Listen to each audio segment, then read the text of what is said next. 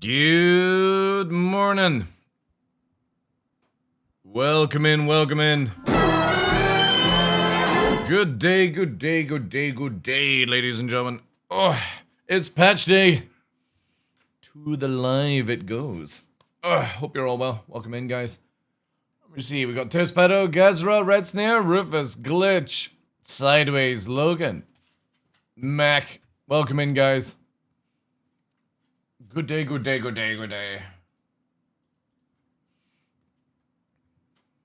So RC1 or RC2 went out last night. Let me give you some entries. There you go.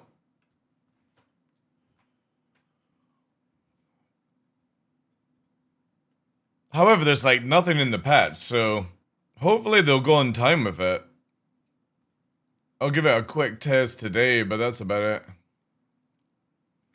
It was funny trolling Psy after the raid yesterday. It was indeed. It was. Yeah, it went straight to RC2.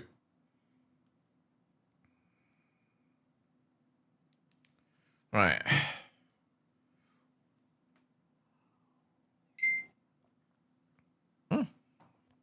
Novi. How you doing?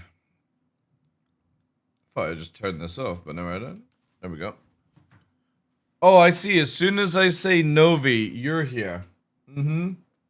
Of course. It could only mean come and pester me to get shoes, right? Let's just get it over and done with. Look at them, chat. You're both getting reds because you seem to be too picky. Oh. Hey, mate. How you doing, dude? Do you think you deserve this, L White Fluffo? Wait. Go. There you go. Good boy. Right, that sorts that out. They'll be back in a few hours for their next one. Watch, as soon as they eat, they will disappear. On to the next meal. All right. Obviously, I was playing. What's it called? What was it called? Shit. Ready or Not. That's what I was playing yesterday. But I didn't get to watch this. It began with an idea. Whilst More we were than live. curiosity, more than a yearning. It was humanity's extraordinary instinct Obviously already as a seen it. species to look up in search of a brighter future. No joke. Whilst we watch this, That let's see if I can pause it. created I kind of feel like CIG should sell the Zeus Mark 1. It does look really fucking cool when you see it there. and first carried us into space. Hey, Valdar, how you doing? There were no maps for where we were headed, and there are still none today. The transition swapping is just so clean Our in path Star is Citizen lit, now, or CIG. not by certainty. Also, see this, the fucking blinking lights But- for landing in the Polaris. That's kind of cool. I don't think we get By that, do we? boundless possibility. Our desire to learn. Look, chat.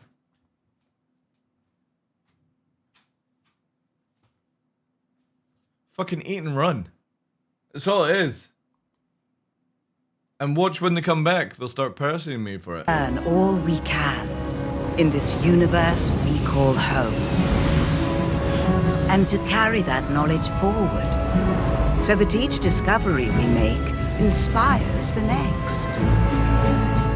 And so, as we Stupid move human, onward yeah. through great unknowns, ever connected to those wondrous first steps that began our voyage so many years ago, each evolution carries us forth on our infinite adventure. I'm telling you, CIG needs to do a Netflix or like Amazon Prime fucking series or something like that. Astro, welcome in, dude. to tomorrow. Choo-choo as well. And now, I believe the future is just about ready. Let's take a look, shall we? I fucking love this thing. This thing is so cool, man.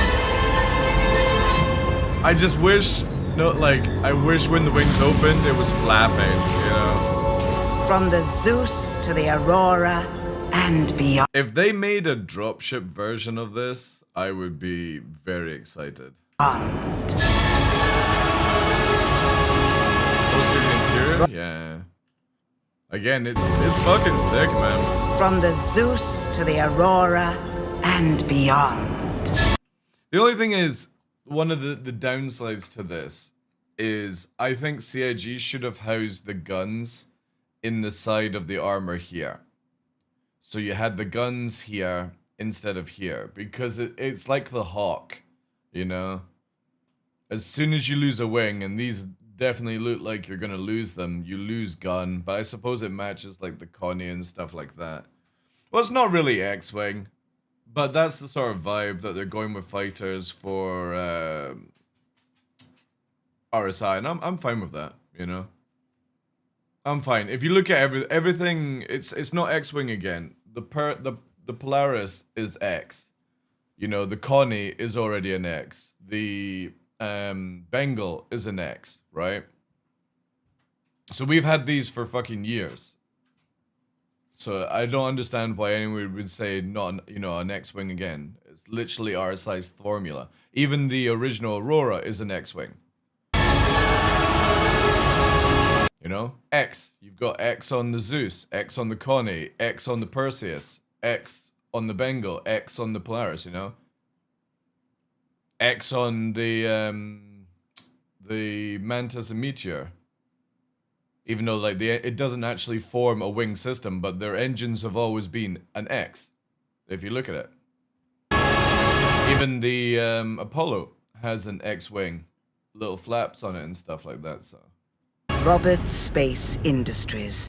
It's fucking cool. I really like it. I'm very interested, like you said, what the interior is going to be like, because looking at the pilot, it definitely is bigger than the original Aurora, I feel. It is almost like in between Aurora and Scorpius level of size. It ain't small. Because if you see the pilot there, the normal Aurora would be like to here, basically, right? And then it would go down the way. But this is a huge fucking expansion from the original system. Especially when you look at it here. Big as a Hornet? Yeah. I like, as much as they're marketing as a starter ship, this thing is like on the level of a Sulan and a Nomad. They're terrible starter ships because they're so big. I think it was we got the video here. Where is it? Like the choppy one, right? So it's like, I think we can put the quality up there.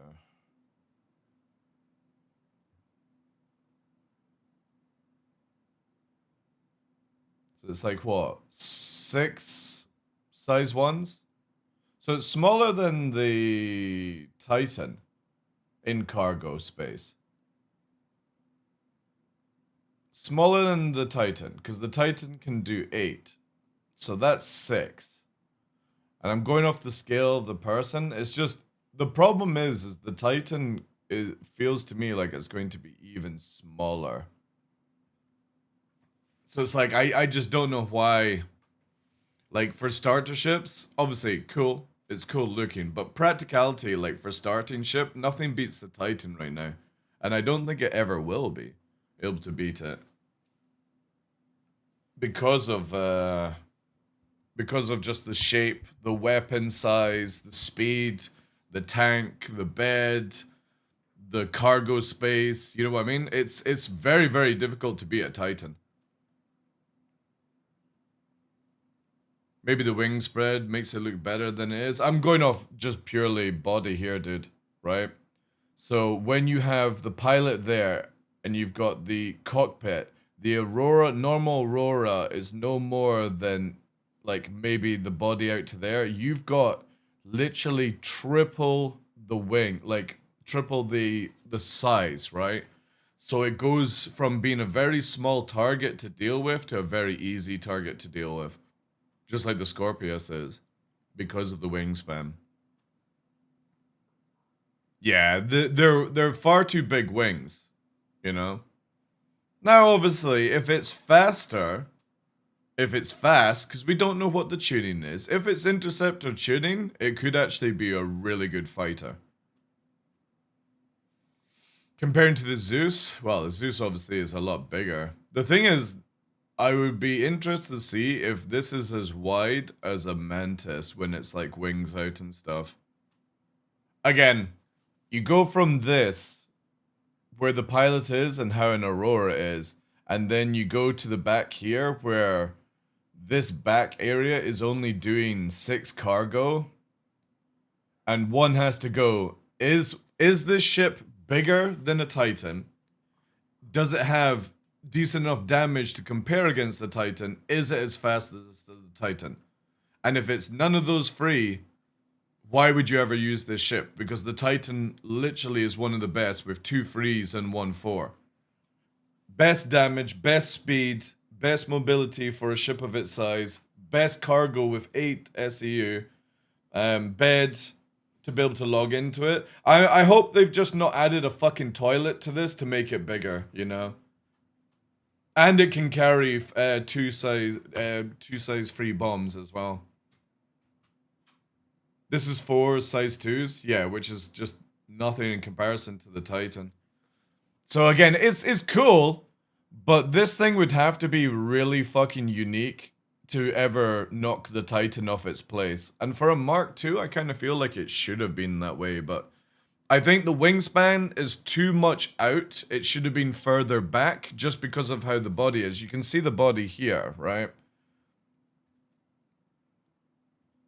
So there. It's very long backwards. These could have been sloped a little bit further back. And same with like the engines at the side. But if you look at the cargo pod, right? So the cargo pod is probably to about there. Where my mouse is, give or take, the 6 SEU. Okay, let's say just as an example it's there.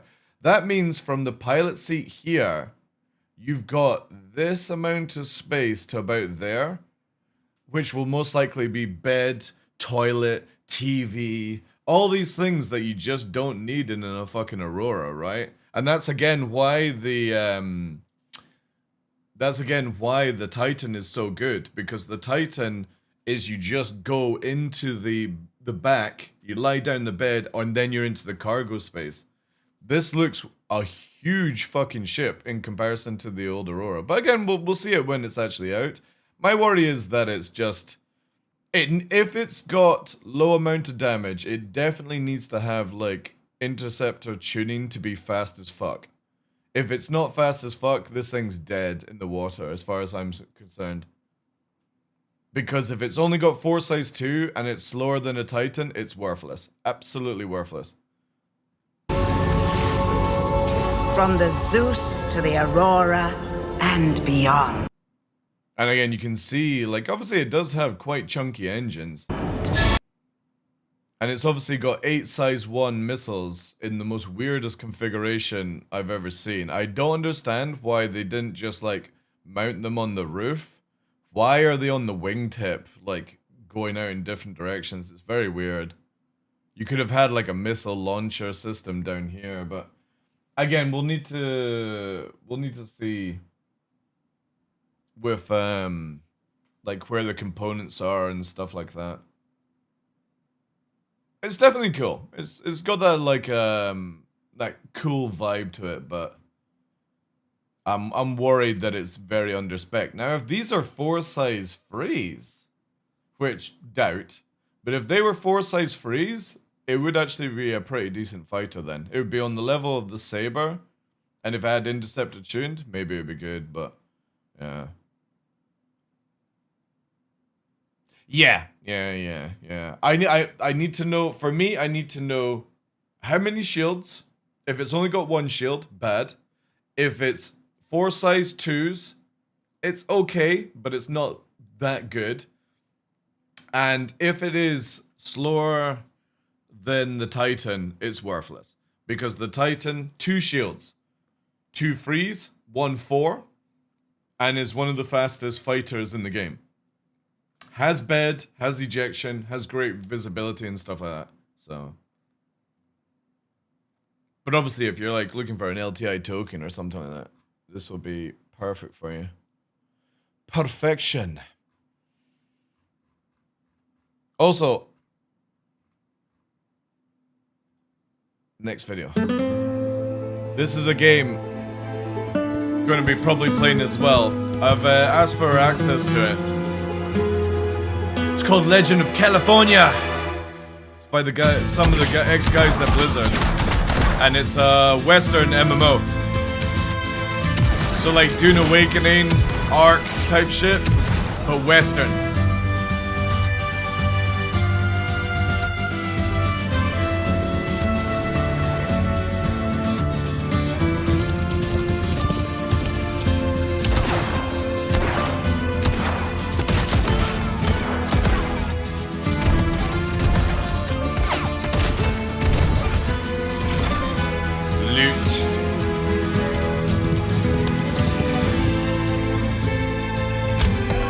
Hey, Critic, how you doing?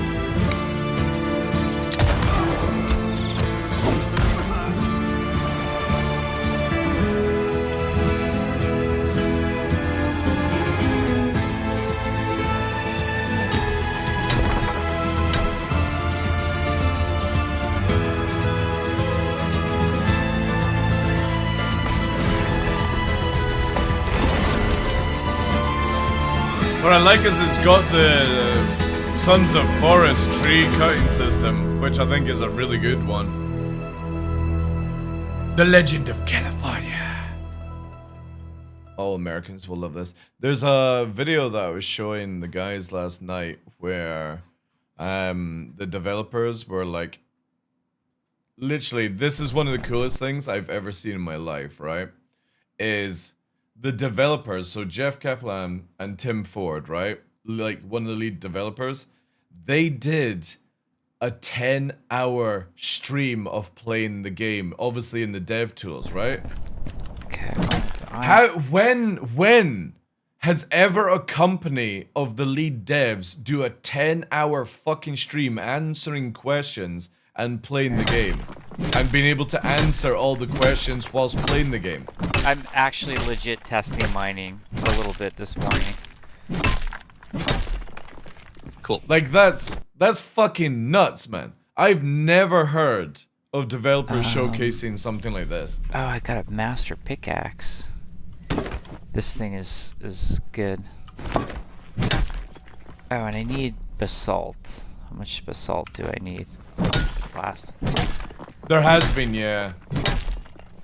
The difference, he tuned it so there's. But I fucking like no joke. The obviously textures before anyone goes, oh, this looks shit. You gotta remember, this is them playing the development side of the game. This is like playing Star Citizen, but instead of you guys playing it, you have to wait until the fucking game releases, right?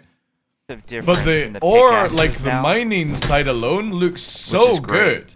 Like the rocks breaking away, obviously they disappear as you collect. People in here already. But it's a very clever like mining system. Look at it. Which is it looks very realistic. The difference, he tuned and obviously it so you can up the there's textures a massive and stuff. difference in the pickaxes now. Really cool. Had all sorts of bugs with, and my mine kept resetting on me, and it was like crashing. So this morning I have to actually actually going mining as well. I promise I'll get out of the mine at some point. Like it's pretty cool. So yeah, they go on for 10 hours showcasing the game. New nickname. And like everything you could do. They even showed like building a base, doing a raid in the, because obviously you've got a big map. It's like Ark Raiders, stuff like that, and not Ark. So not Ark Raiders, Ark, and like Rust and stuff. So you've got a map. You're on different servers, so not everyone's like playing on the same server. I got yours. Kind of thing. Oops, I called my horse. No. Here, I got your bag. I'm gonna put it down there. Okay. You cover me. I'm gonna get my bag. All right. Yeah. Okay. Got it. And it looks good. Obviously, like the Oh. whole There's a guy right textures now. and stuff, Okay, I'm they just can gonna loot easily it up here. update that. Because I'm a scaredy cat. There we go. But it's like This is like- horses, there's Actually, carriages, fucking You love like building a world. You just want to like sit. the scenery like, looks so kinda good crank as PvP. well. Playtest that we'll hopefully start sending out a little more.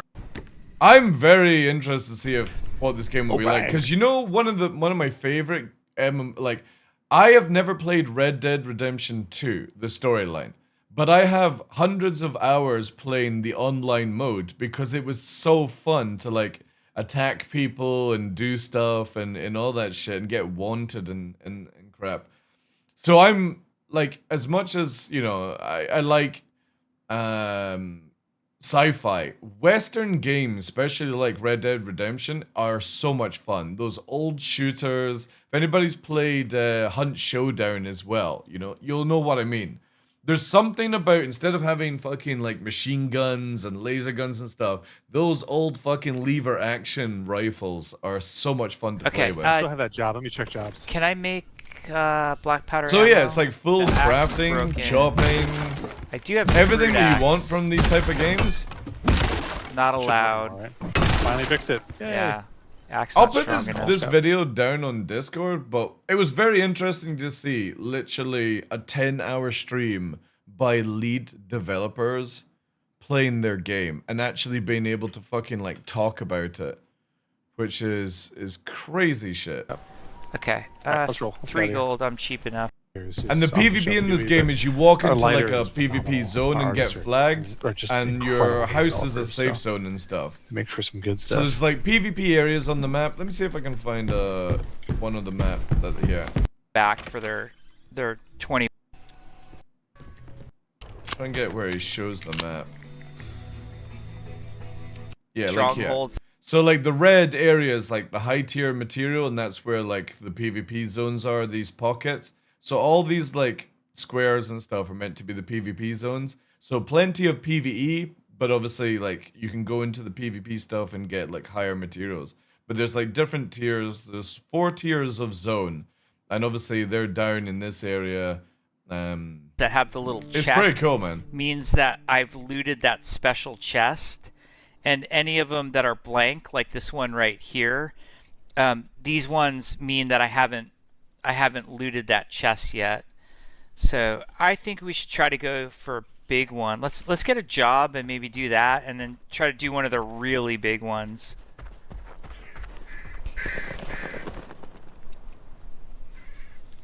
Taimu, wow. Yeah, this game can definitely have. Anybody played Call of what's We it called? have one. That Mexican like Call of Duty shooter game that was meant to be really good. I never played it myself. Yeah, I don't even know how to say that word correctly without butchering it. But yeah. It was meant to be really good. I never played it, but everyone said it was like a really good sort of like shooter, Western, Mexican type of game. So We have one, like, let's just say hard surface level designer and one overworld level designer. And that's Will and Steve. And those guys built all of this. Like, see, again, this is the crazy part, right? You've got two ex or Jeff Kaplan, right? You've got him as ex Blizzard, and you've got like a very, very small team building this. If this is built by 2 fucking designers and textures and stuff, all they need is like somebody to update the textures, and this game will look insane. Like, imagine updating every texture with an 8K texture pack. it's just insane. And then, of course, the art team is in there with them. You know, Joey and Tom and Sergio. It's just insane.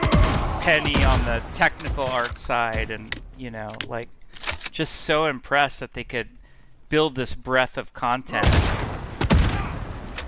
I don't know why I'm wasting shotgun shells there. Whoa. Okay, that was really bad, but I caught myself. Oh wait, you can actually climb? Okay.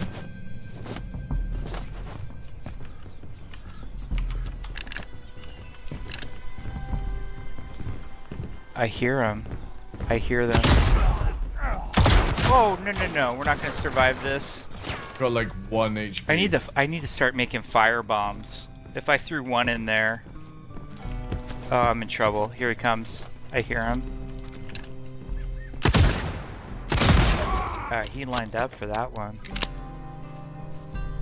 And play? can I get over that lip? Because then I could do shenanigans. Oh no, not quite. Let's see if I can... Yeah, this game definitely has a lot of potential, man. It sounds like it's like right here. So, Yes? real quick, just for expedience. Presented with the building system, you get like super stressed out because you're like, I don't know, I just need some place to put my stuff down, and I have to put a bed down so I can respawn, and you know, or I like need boxes to put stuff down. By default, if you don't like fidgeting with a system like this, the way building works is you go like the house, you do place, and like right now we only have one. But imagine we give you a series of choices of cabins, and then imagine also you could unlock other versions of cabins, and then I can go to place and stockpile an invalid location. I managed to create a massive bug. I can undo all of that. I'm going to reset us and make it better. Welcome to playing with too many cheats all at once. Okay, so I gotta stop. Now we're back in editor mode. Now I'm gonna play from here. This is like life of designer, by the way. You're like stopping, going, you're in and out all of the time. Crazy. So we could probably TP back to our tents. Okay. I don't see too much more iron. Yeah. Yeah, the cave system. Gorgeous. Like, the We've horse. accumulated a bunch of lawless items, so we were... There we go. Wait, wolf coming. Holy shit! What the fuck is Got the size of the tree? Nice, it's dead. He's dead. So if we had a lumber mill nearby and we took these logs to the lumber mill, we'd get even more special redwood. But we're just like processing it, so we're getting this like Legendary I'm just showing them materials. what Look at redwood that. looks like. Increases comfort provided by 50%. I don't know why Okay, my I need to- bandages didn't auto stack. So we're gonna end up with inventory nightmares here, and then open up your map. Sure, here you bring it, Alia. There it is. It's Right definitely here a big game, on man. Reddit. Interesting. See, like, it has Boy, like that's the fun. basic PvP area kind of entering. Anyway, I'm probably gonna get in trouble for everything I just said, but at that point in my life and career that I just don't care anymore. So. What the fuck? Developers giving leaks and he just says I don't care. That's There was one when I was flicking through this, because obviously it's 10 hours. I was flicking through this video and he said one of my dreams would be to have this game on BlizzNet or BattleNet. But he says Blizzard would have to unban me from the email system. It's like, well, let me find this part. I thought it was so funny. Where is it here? Where are you? Yeah, here. Jeff's dream. Listen to this. and I'm still hopeful and holding out that Blizzard unblocks my email and says, "Boy, we." Oh wait. Sorry, I'll get it back. The fucking, I swear, like full screen on. We would love to have Yes. your game on BattleNet. Yeah, here we go. Yeah, that's his dream. And I'm still hopeful and holding out that Blizzard unblocks my email and says, "Boy, we would love to have your game on BattleNet." Fucking ex-employee, and he's fucking blocked by fucking Blizzard. What the fuck did he do at the company, right?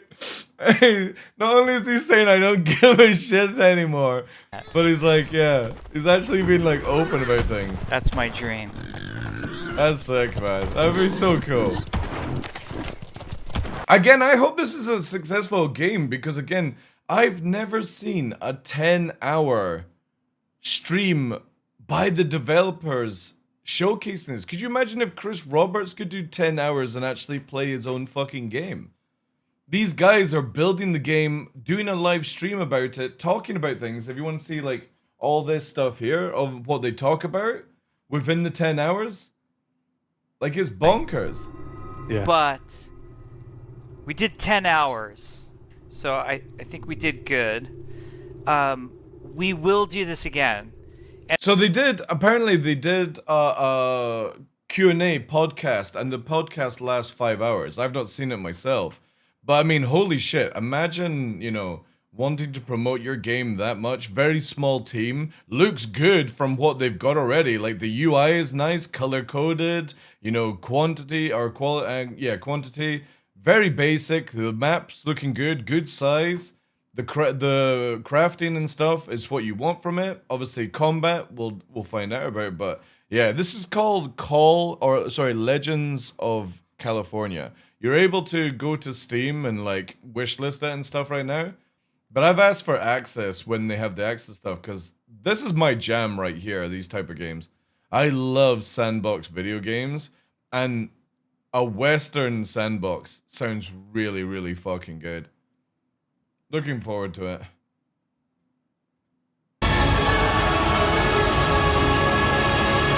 Now all we need is So like that each discovery, cowboys. it was humanity's and- extraordinary instinct as a species to look up in search of a brighter future.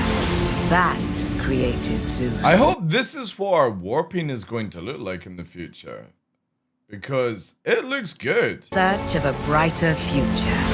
That created Zeus. And first carried us into space.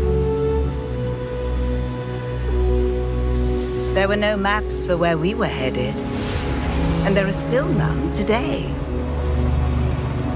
Our path is lit, not by certainty, but by boundless possibility.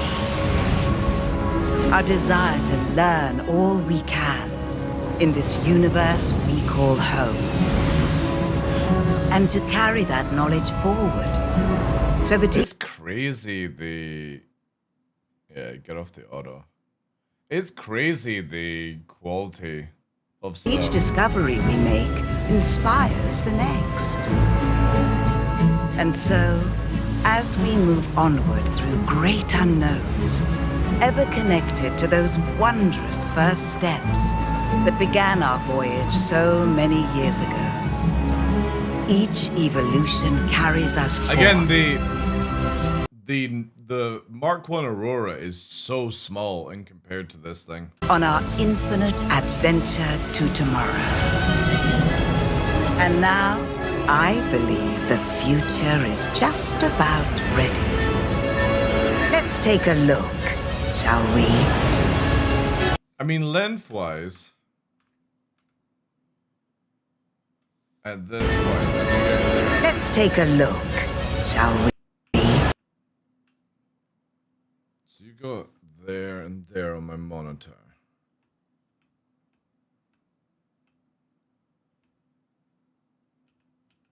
Wait, no, I need it there and there.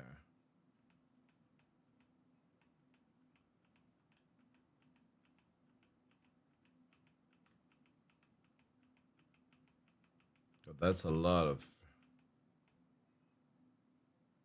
Yeah, so it's nearly a quarter size bigger in length of the old one, regardless.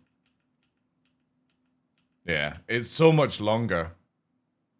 This is literally double the size of an Aurora right now. Hey, Rick Hayden. If the Aurora and the Scorpius had a baby and the father is a Mantis.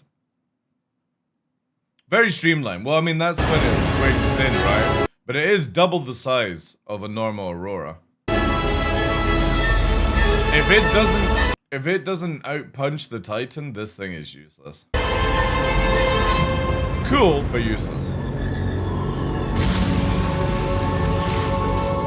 From the Zeus to the Aurora and beyond.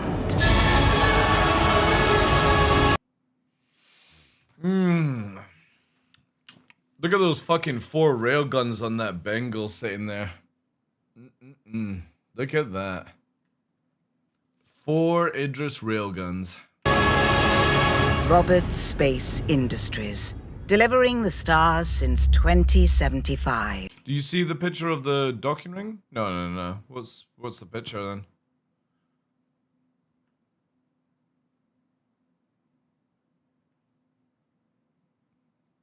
Can't wait to see a certain streamer PvP in that one. Was it an email?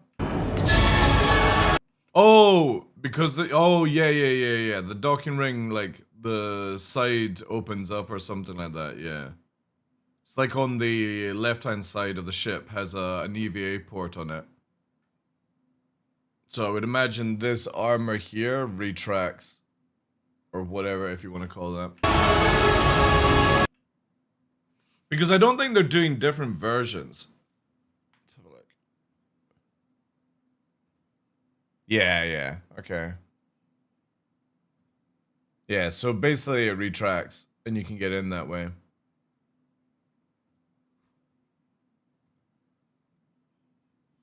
They're selling the modules, yeah. I think that's the best way to do it. Instead of having like the Aurora LN Mark II, you just have the Aurora Mark II and then change out what you want it to be.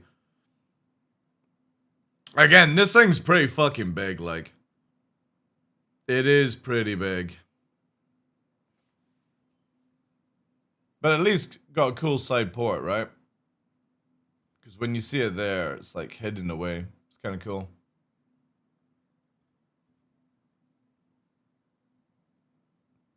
And then obviously this is a missile launcher system. You'll have like 4 size 2 go down, 4 size 2 go up or something.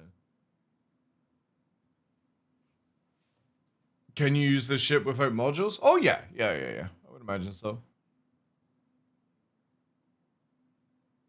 I don't know why, because it looks like this one, the combat one looks like you get an extra shield with it. See, look. See this module that opens up on the back? That's a shield, by the way. So you get an extra shield by going into the combat module. So I would imagine the stock ship is 1 size 1, and if you use the combat module, you get a second shield on the back of it. Because that's the cargo module. The combat module literally opens up at the back, and that's a shield module that they showcase here on the actual system.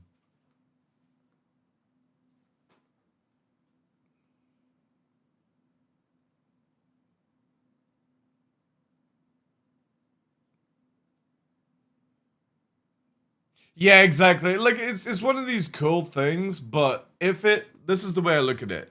If it can't out-damage the Titan, and it's not as fast as the Titan, and it can't tank as the Titan, there's no point. Because look at this way, right? The Titan has speed, 2 freeze, 1 4. It has 2 shields.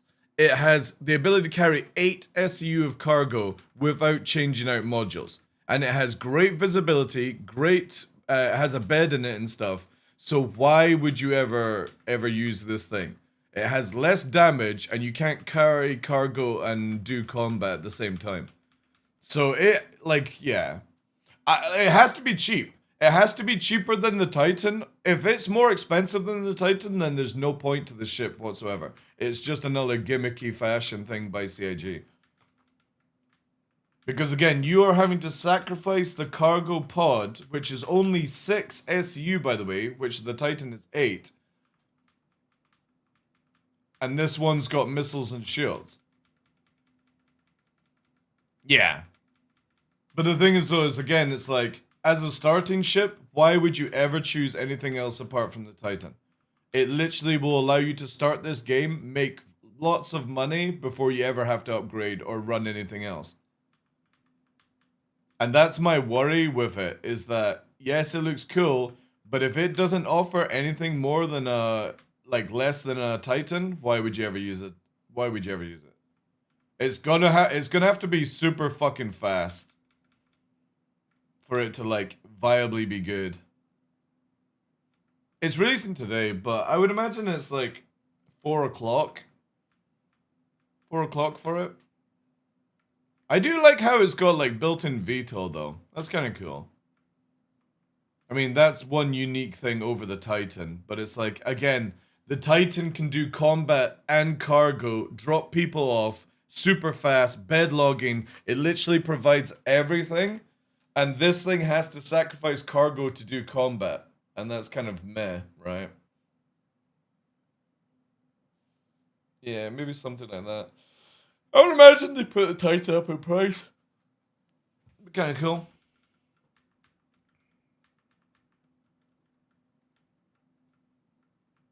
Yeah, it's got the Scorpius landing gear system, man.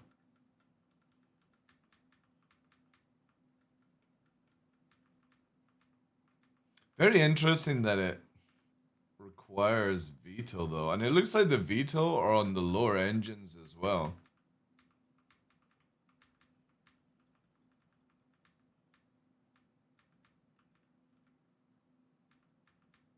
Who knows? Maybe it's an absolute fucking beast.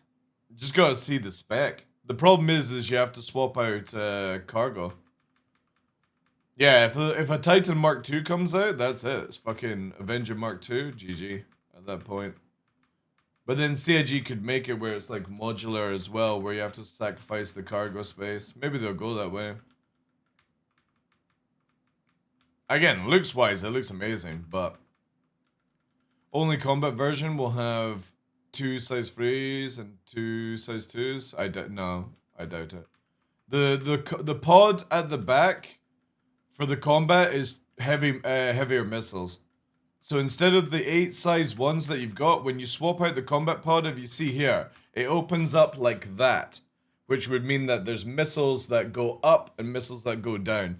And then it showcases in this video here an extra shield module in the back of it. And you don't have that on the cargo one, see? The cargo one is there, and they particularly show the combat one having a second shield.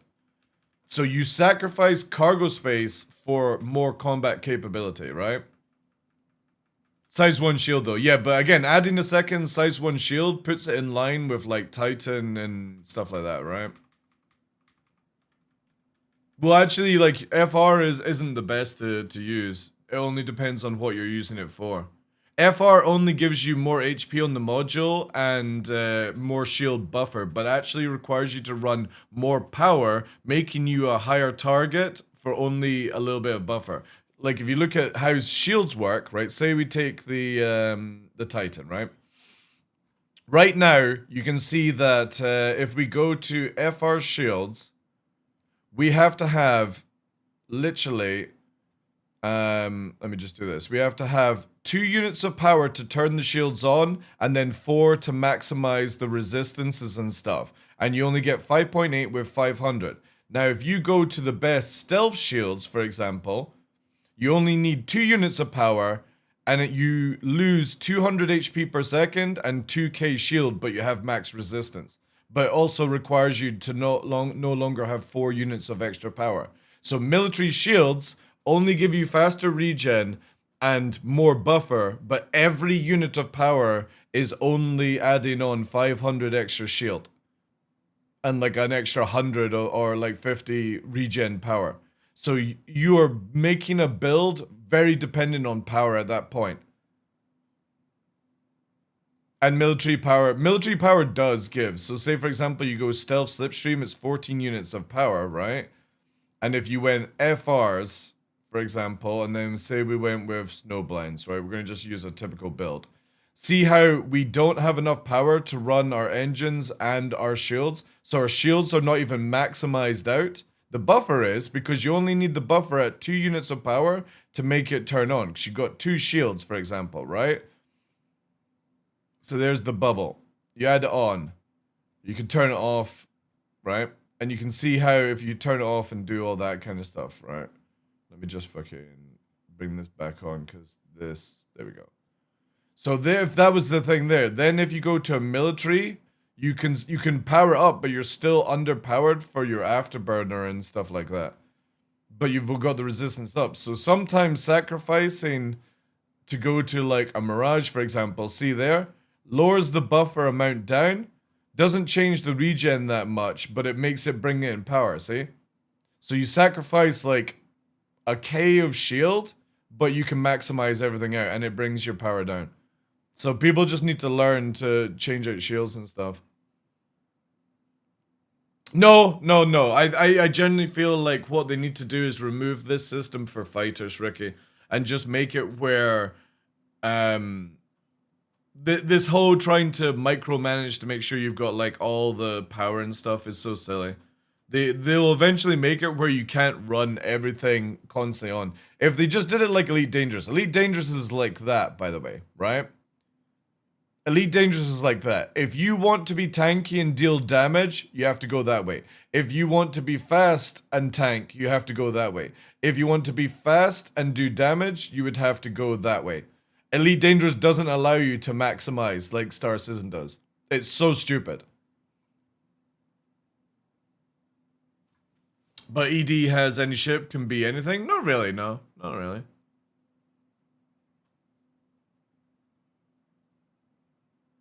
They just need to make it where fighters don't have to do this shit. And the simplest thing is, they should just make it where you have, in a fighter, you have this amount of power, right? And you go, right, I want to be a DPSer, all power to things, but my afterburner and shield still regen regardless of where the power is. Alright, I want to be able to move faster, I go like that. I want to be able to tank more, I go like that. So instead of, this is how they do it for fighters, you just basically have it where only fighters can do one power line, and but your afterburner regens regardless of where you have the power. Your shields regen regardless of the power. Your weapons regen regardless of power. This just makes it where the fighter does more rate of fire. This is where the fighter moves faster. And this is where it tanks more. And that is how you sort out fighters. Because now everyone still just does this, right? So that they don't have to do any power management whatsoever. And you can just maximize everything.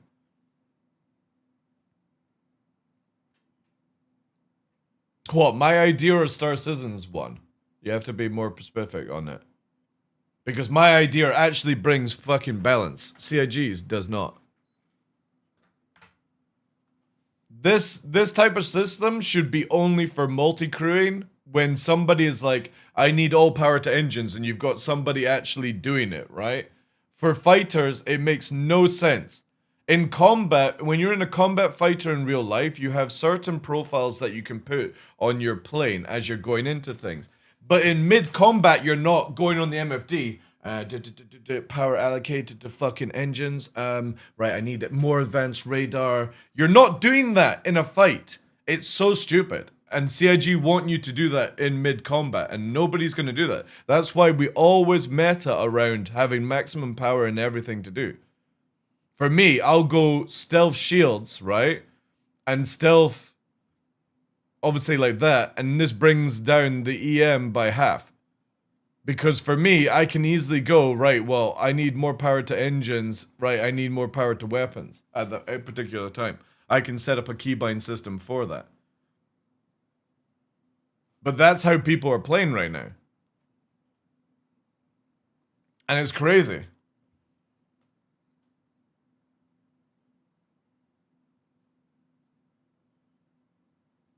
Yeah, but they should just, again, just put it back to the old power triangle, Ricky. And simplest thing is, right, with the power triangle, all weapons regen regardless of where the power triangle is. All engines regen afterburner regardless of where the power is. All shields regen regardless of where the power is. Just like we used to have in the game. And when you put power to weapons, you had more rate of fire because it used more power to fire out more output. Get your guns faster shooting, basically. You went to engines, you had better turning capability, right? And when you went to shields, you had better buffer, as in the resistance went up. You still had the same amount of buffer, you still had the same amount of shield regen, but the percentage here went up if you were in shield mode. And what this does is it allows fighters to be the DPSer, the rogue, or the tank, right? But if you forget to do anything, you can still fight, regardless of it. It just depends on what profile you would be, because most of us would be in profile engines because we wanted to be more maneuverable.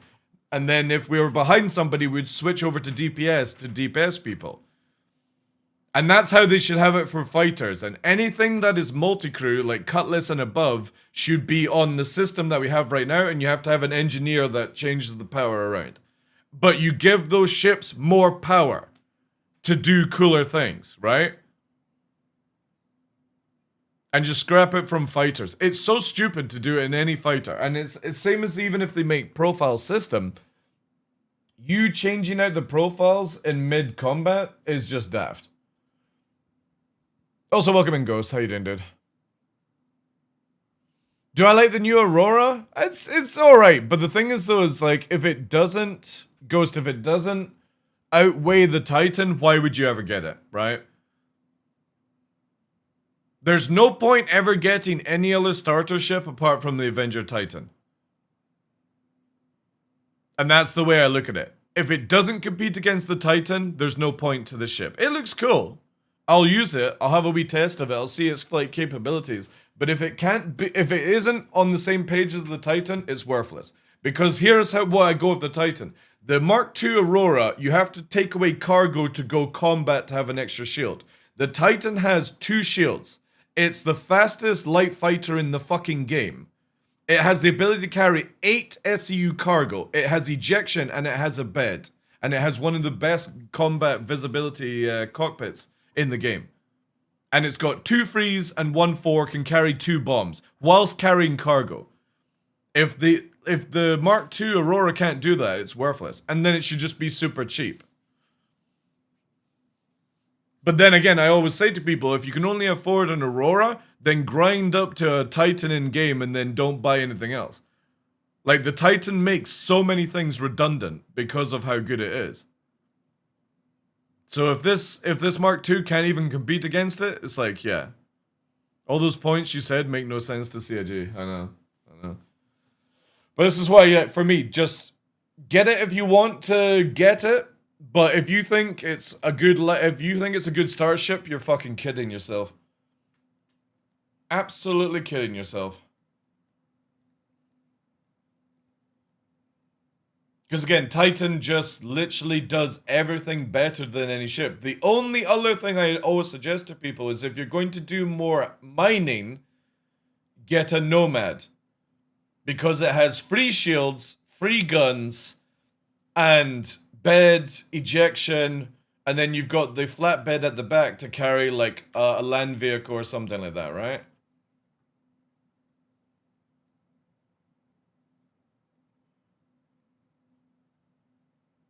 Is this better than, for example, than a Shiv? No, fuck no. Shiv is amazing. Are you talking about Titan versus Shiv? Or are you talking about Aurora Mark II versus Shiv? Nomad has ejection, yeah.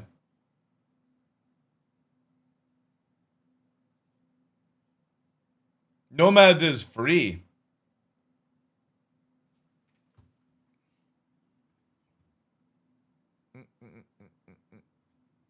Oh, well, I mean, if you're talking about the new system, yeah. So basically you can run the 2 system. But the thing with that is it actually allows you to do something very cool that most fighters can't do. So you go military for your 2 main shields, and then you go as stealth for your off shield. And when you're sneaking around, you turn off, and you just keep the Mirage on. So you got low emissions, but a thing, and then you can quickly tank on. And then when you turn on one there's not many fighters that allow you to do that. Against the Shiv? Oh no, the Shiv will be an Aurora Mark II. What are you talking about? The Shiv is fucking crazy. The Shiv is better than a Hornet.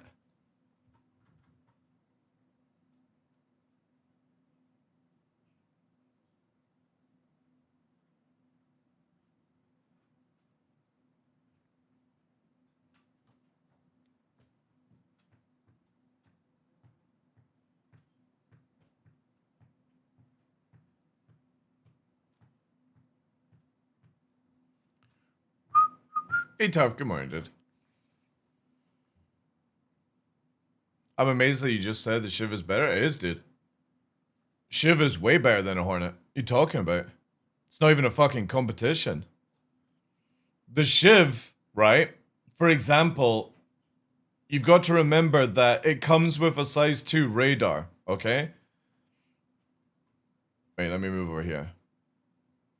The Shiv has a size 2 radar. So if you put a comp on it, right? Where's the comp? Here. It's got nearly 2k range of shooting. Against the Hornet's only got 1,000 range. The Shiv can shoot it 900 meters and the Hornet can't shoot it. So this thing can get your shields down on the Hornet before you even do a pass. Before you can even fire. And it turns like fucking crazy, this thing.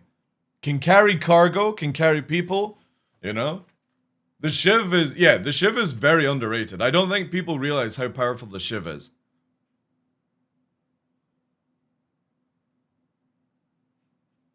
Now, obviously, Hornet, probably cheaper to run in the future, but doesn't have as big a drive. You know what I mean? Like, you can go, if you went full fucking douche bottle on this thing, right?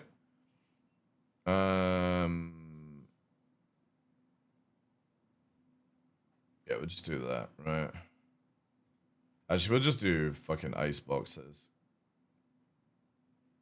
Obviously, coolers don't do anything right now. They'll eventually, right? And then you do a fucking XL1, right? You got that radar. Like, look at that. Then let's go with where instead of the Tormentors, you bring it into the NDBs, right? And then you do that. Look at that. 16k. Great radar, you know? You're able to get from Crusader to Hurston in 2 minutes. Microtech to Arc Core in 3 minutes. You've got a great bubble. Aren't Shiv weapons pretty shit in 4.7? Yeah, but again, we're talking about fighter versus fighter, really, right? The Shiv the breaknecks are bad against like bigger ships, but the whole topic was Hornet versus Shiv. Ballistics are not meta in 4.7. Only the Wolf ballistics are meta, Ricky. Breaknecks can't do fuck against certain ships. So like a full NDB is better than, like, say for example, a Hornet with full 6 size NDBs is better than 4 NDBs and 2 breaknecks. But again, it depends on who you're going against, right? Yeah, brakes can't do anything against F8s either. So it depends on what you're using them for, right? For me right now, I generally wouldn't use breaknecks unless I'm gonna do like a Talon or something like that. But even then, right now the Wolf ballistics are the top ballistics to use in the game. So L21 Wolf is the meta light fighter. Then you've got the Arrow with NDBs. You then have the Hornet with NDBs. You have the Scorpius with NDBs. Breaknecks are just not that good right now, you know? Yeah. Again, I just don't think people realize how good the Shiv is. And then you've got a huge cocktail of missiles that you can do, right? You can put like, what, 48 size ones. Pretty much you don't even want to do that. Like, again, for 4.7, missiles are absolutely useless, by the way. They don't track. They don't do anything. But the thing is, though, is you can carry fucking torps on the Shiv, right? You can literally put Raptors. How many fucking things do you know can carry that amount of weaponry and then put fucking torps on? Look at it. I think it's like 6 torps it can carry. Yeah, 1, 2, 3, 4, 5. Yeah, 6 torps. So not only is it fast, it deals a lot of damage. It has great tank. It can carry cargo, and it can carry 6 fucking torps. So it can nuke a Connie out of the sky.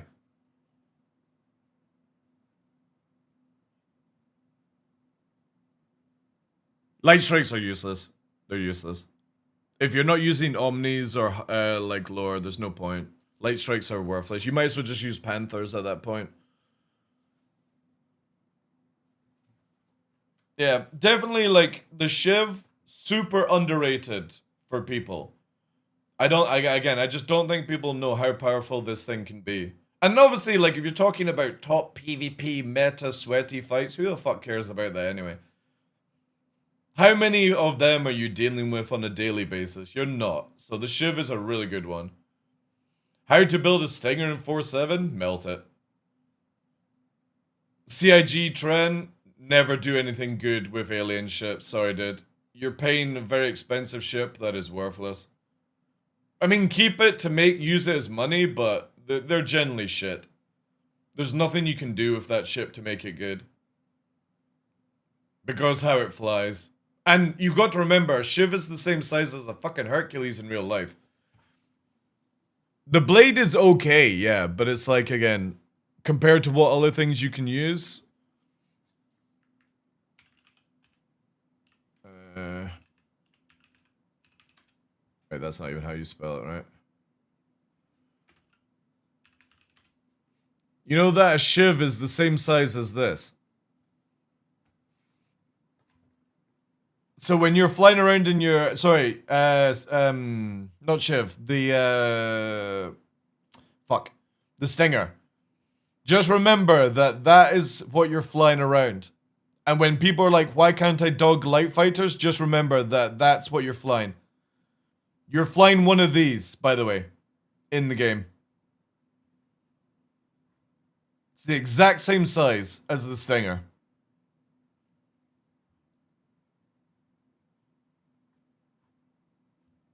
Crazy. Absolutely fucking crazy. CIG's scale is so off for moving around. Because you can put fucking, like, what, 40 troops in this thing? You couldn't even put fucking 5 dudes in the Stinger. Yeah, right now the alien ships are very much like... The Stinger is just very outclassed, you know? Yeah, it is, yeah, the Hercules. But the Stinger is literally as big as that, you know? I fly my Stinger to look cool. To hell with meta. Again, we're talking about PvP. Robo. You know what I mean? You ain't gonna do shit in a Stinger, dude, in PvP. If you're doing PvE, whatever, right? You can use it, you can annihilate stuff in PvE, but... The whole topic is, like, PvP on this channel. You can use an Aurora Mark II to do PvE. Yeah, you didn't know that, Blade. That's how big the wingspan is on a Stinger. It's literally a fucking Hercules length of plane. It's crazy. Absolutely crazy. Star Citizen scale is so weird at times. Is this still Connie for PvP? Useless. Connie's useless in PvP. So's Corsair. So's Paladin. Redeemer.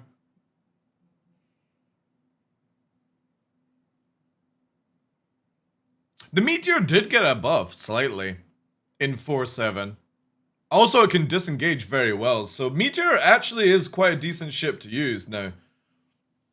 It's very hard to kill it. It can disengage a lot better now because of it. But yeah, Connie Tech, all these things are worthless in PvP, dude. They're role-playing, like, the Connie's really good for PvE, but it's worthless for PvP. Because with how the radar changes are now. And maybe it'll change in the future, but the turrets are worthless. The 4 size 5s are only good at killing big ships, and there's better ships to do that job now. Instead of bringing a Connie, bring a fucking Ion. It does a better job.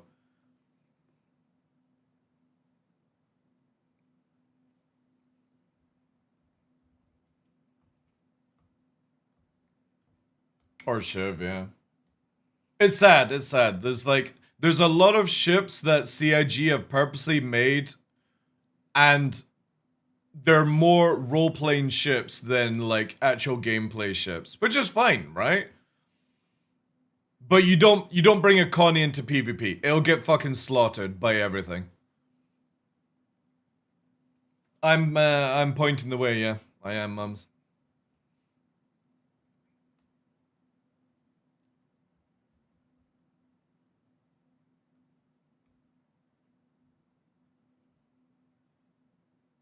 Yeah.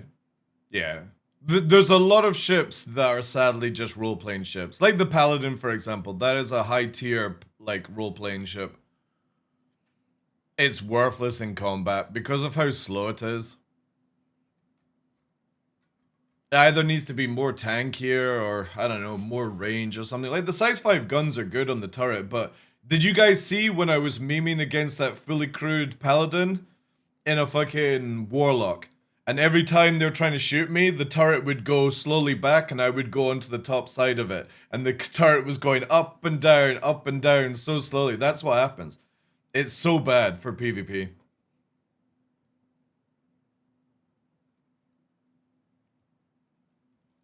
And Redeemer as well. Redeemer's been buffed slightly, but it's still... The turrets are worthless when it comes to PvP combat. They can't track fighters.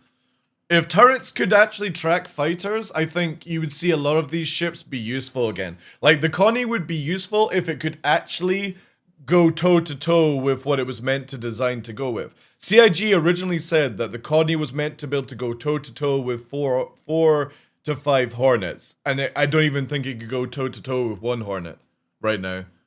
And that's the issue with it, right? Is that why would I stick 3 people in a Connie Andromeda when I could have 3 Hornets flying around doing a better job? Why do I use a Hammerhead with 7 people when I can have 7 Hornets doing a better job? Or I could have 5 Hornets and 2 Ions and do an incredible job compared to like a Hammerhead. So there's a lot of ships in Star Citizen are very, very much PvE role-playing only ships. And I think people just need to realize that. And that's fine, that's fine. Just you should never use them in any PvP scenario. And if you're caught by players, that's a different story, right? But if you don't want to be caught by players, it's very easy to avoid PvP altogether. But CIG should tell that from the start, because, dude, they don't even know their own game, Ricky. Like, they don't even know their own game. I literally was showing a video of the game that I'm hopefully about to get hired for, which is Legends of California. Good. And I was showcasing today. This is a dev video by Jeff Kaplan, a guy, ex-Blizzard guy. And he did a 10-hour stream showcasing the game and bug finding at the same time. Do you think Chris Roberts could play his game for 10 hours straight and know everything about it and answer all these questions? Here, look. This is all the answered stuff. Do you think anybody at CIG could play the game for 10 hours straight in a stream and answer all the questions people had? No. That's the difference in developers. This dude builds the game and knows what the fucking game is all about and can actually play it. Can actually kill NPCs in it, right? That's the difference with Star Citizen compared to games that are built by real devs.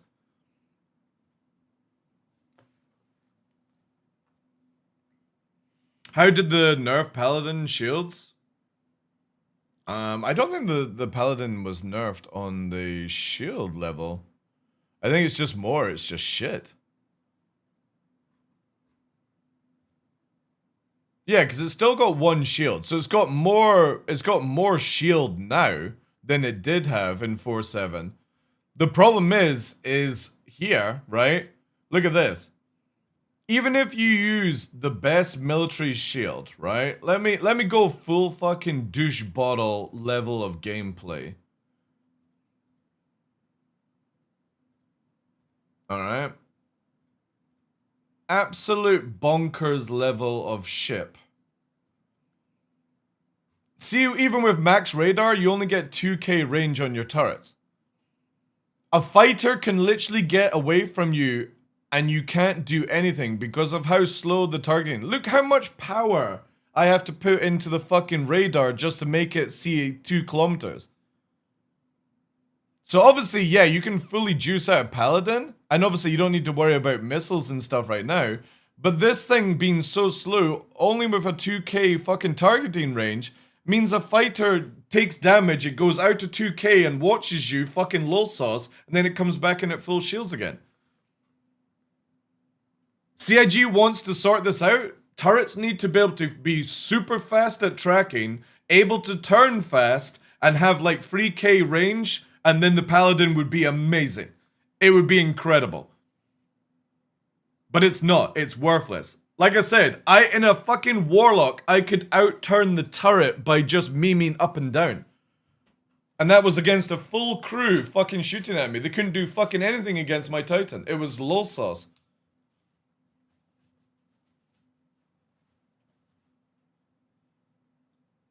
Exactly. So, like, if you take a full Paladin crew of, say, 3 people, right? You want to have the pilot, the main gunner, and an engineer. The engineer can also do, like, one of the side turrets or something like that. What are you going to take? Are you going to take 3 people on a Paladin, or are you going to take 1 Ion and 2 fucking fighters? Which will do a better job. The Ion can kill every big ship possible, and it can tank now, and it's pretty decent in status. And then you have 2 fighters to deal with any other fighters that are coming towards it. The Ion will kill the Paladin before the Paladin kills the Ion. Just because you can hide under the big gun. You just go up and down, and every time it comes back down, you just fucking reverse, right? So as the turret is doing this, the Ion's just going like that behind it.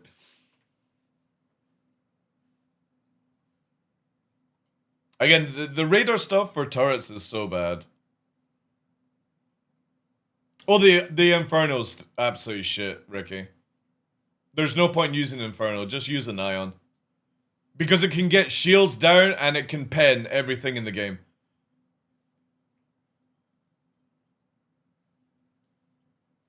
Did I try the Vanguard game? There's no point. The Vanguard, again, is just like, until they actually make heavy fighters able to move, there's no point ever using a heavy fighter.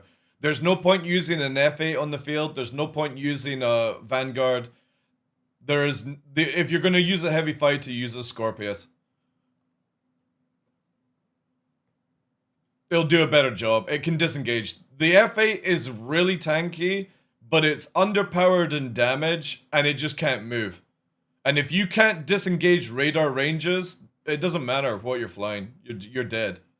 Because of how the game works. Like I said, if you're in a fast ship and you're versing a slow ship, if the slow ship with the more damage hits you, you just go out of radar range, get your shields back up, and come back in. And there's nothing the slow ship can do about it. Because it can't catch you whilst you're going backwards getting your shields up.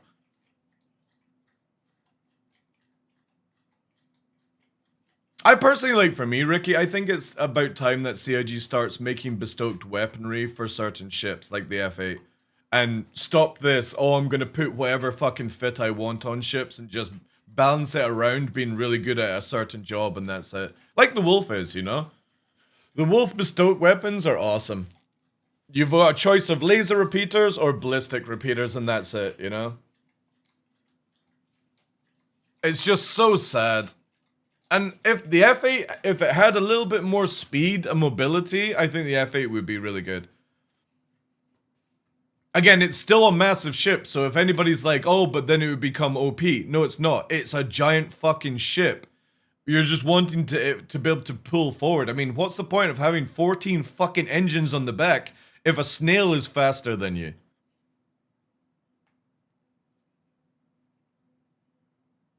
So again, Vanguard, F8, they're all worthless. They're, again, like, if we're talking purely PvP, right? If you're, like, you can use everything for PvE, okay? So whenever I have a discussion about any builds and stuff, just remember, guys, every single ship can do PvE very easily. You can take a Connie and kill a Hammerhead and stuff like that, you know, with a bit of certain level and stuff if you go in attritions. This is purely a PvP topic. Should I melt them off then? Oh, are you salvaging with it? How's the wolf? The L21 wolf with ballistics is really dangerous right now. That will be the top light fighter used, by the way. It's the only thing that sort of kills light fighters very effectively. And then if you're going up against bigger ships, I mean, the Buccaneer with NDBs is actually pretty good. Scorpius and stuff. The game does need PV ships for the space stats to feel good. Yeah, that's fine. I mean, like I said, you've got an absolute shit ton of collection of ships you can use for PV. People just need to realize that you don't use cutlasses in PvP, you know? It's a multi-useful ship like the Connie is, and the Corsair.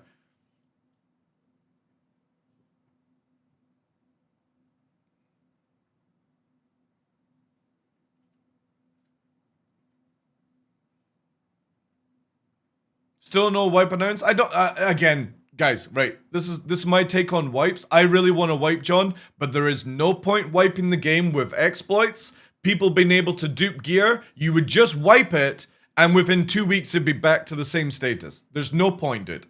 Just wipe it in like a couple of fucking patch cycles when all the exploits are fixed. There's no point wiping right now, guys. It would be just a waste of time. It would clear the database, but everyone would dupe their guns. The first person to find an NDB would dupe it 20 times and sell it on the market, right? Exactly, yeah. If you wiped it, you would just appeal to other people and stuff, so. Again, let CIG solve the... Because apparently we're meant to be getting tier 1 loss in 4.8. That, and if they did that, then that might be a good time to do a wipe. There's no point. If you don't... Look at it this way, guys. If you can make a high-level crafted weapon and you can dupe it, everyone within 2 weeks is running around with the best quality of weapons. And you can literally just land and repair and dupe gear in this game. So that needs to be addressed before we ever have a wipe, right? No point. I wish they had a personal wipe. I would pay... Oh yeah, I mean, they could do a personal wipe, but if we're talking about, like, for economy and stuff like that, there's no point ever doing a wipe. Like, when they add in, like, a working economy, then do a wipe. If they solve the exploits in the game, then do a wipe. If they stop the duping of items, then do a wipe. But until you actually clamp down on that way, just let it just run in the disaster, you know?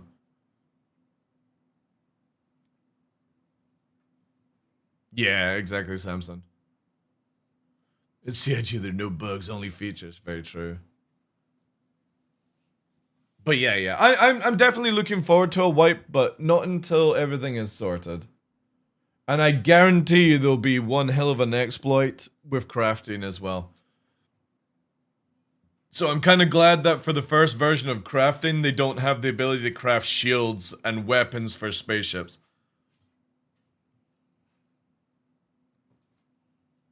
Yeah, see with that, Lapira, you could, like, if CIG just allowed you to sell vehicles in game, that would be actually kind of cool. Like, even if you only got 20% of what it's worth, or even 10%, you know? Or, hear me out, the ability to delete would be amazing, right? They should have had tax fraud group in game that puts a bounty on you if you sell too much. Again, blame UEX for allowing people to do stupid things like 100 billion sales, you know?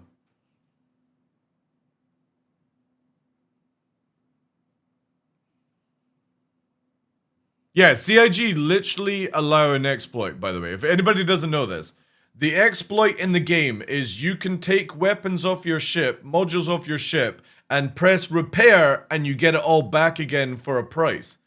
And when everyone is a billionaire, the price doesn't fucking matter. So people can dupe gear, and CIG won't address this. So you've got an exploit, but CIG won't ban you for the exploit because they're causing the exploit. You shouldn't be able to dupe NDBs. You shouldn't be able to dupe anything that you have to find. And that's the problem. If you were talking about duping like a panther that you can buy in a store, that's fine. But you shouldn't be able to dupe NDBs. You shouldn't be able to dupe Shiv weapons. You shouldn't be able to dupe railguns. You shouldn't be able to dupe like Idris railguns because they're not in a store. You can't buy them. But CIG allow it. They do need to wipe. But again, like I said, there would be no point in doing a wipe if they don't fix the issues that we have. You would just literally within 2 to 3 weeks have the problem all over again. You would have everyone with NDBs, everyone with Idris railguns, everyone with all that stuff, right? You see 90% more Idris railguns because you can dupe the railgun. Like if you couldn't swap out the railgun from an Idris M, you would barely ever see an Idris railgun. Because not many people have an Idris M. There was only ever 1,000 sold at the beginning, and the only other way is to get it through Legatus pack or the next one down, right? So there might be like in total just under 50k Idris M's in consumption, but everyone has one apparently because you can just dupe the gun and sell it.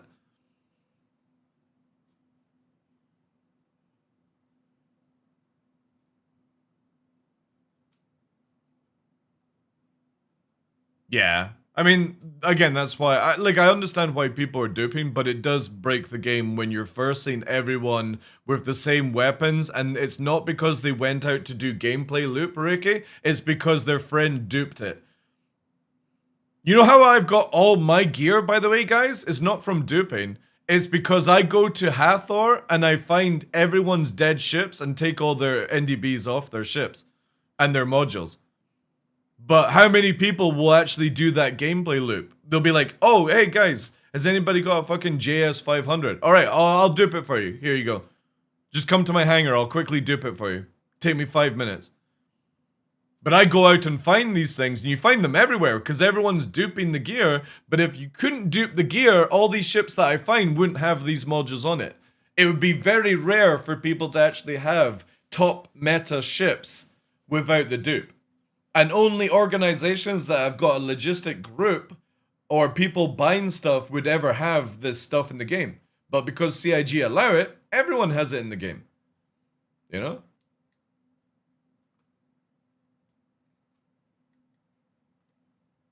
Yeah. I also think that, like, stores should have a limited amount of sales per day. You know how it regens in 10 minutes? I think it should be 24 hours. And then do a limit on what people can actually buy. So like instead of somebody buying 1,000 ammo packs, you can only go in 24 hours at one store, you can only buy like 50. A reduction of stuff like that would stop people from mass printing things out. Or, hear me out, because we can craft ammo now in 4.7, remove ammo from the shops. That'd be sick, man. That would give me a reason to go to a bunker and kill NPCs and take their ammo packs. But CIG give a... Like, you can buy boom tubes from Grimhex stuff. The fuck? Why does somebody need to buy boom tubes? Like ammo from Grimhex? Why can't they just go to Nyx and fucking find this shit? See what I mean? Like, CIG caused their own problems.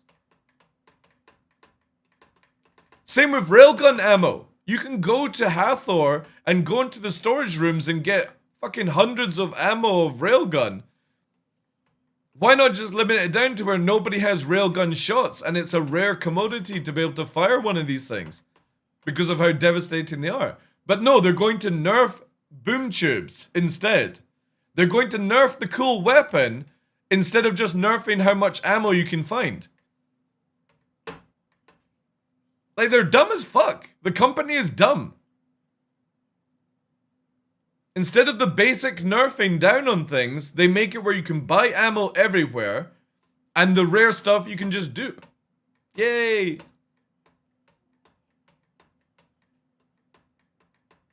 I like that part though, Silver. I like going to bunkers and looking through bodies and being like, oh cool, shit, I could sell this to a player, but now because it's in all the stores, there's no point doing that gameplay. I used to roam around searching for railguns when they were rare. And in the same patch that they did this, there was at IE, and you know what they did? You know that in IE you get the wall of fucking guns? They had the railgun where people could buy the railgun from IE. So everyone went in and bought 100 fucking railguns on the weapon that was meant to be rare. Just so some fucking freeloader who doesn't want to buy the game could go and play with a railgun for a week.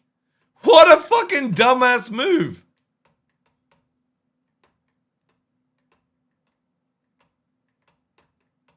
Oh, the missile launcher is terrible, man. Man, I would love the Animus to actually be good.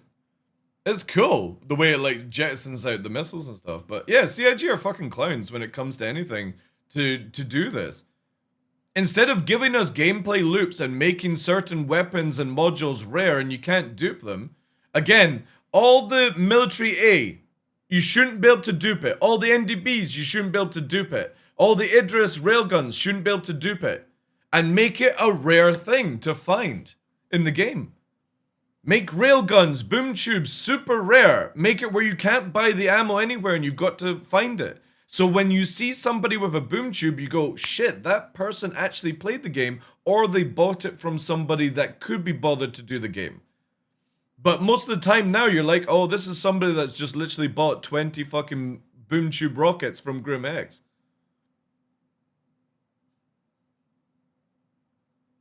Like, it's so sad that we don't have anything rare in this game anymore.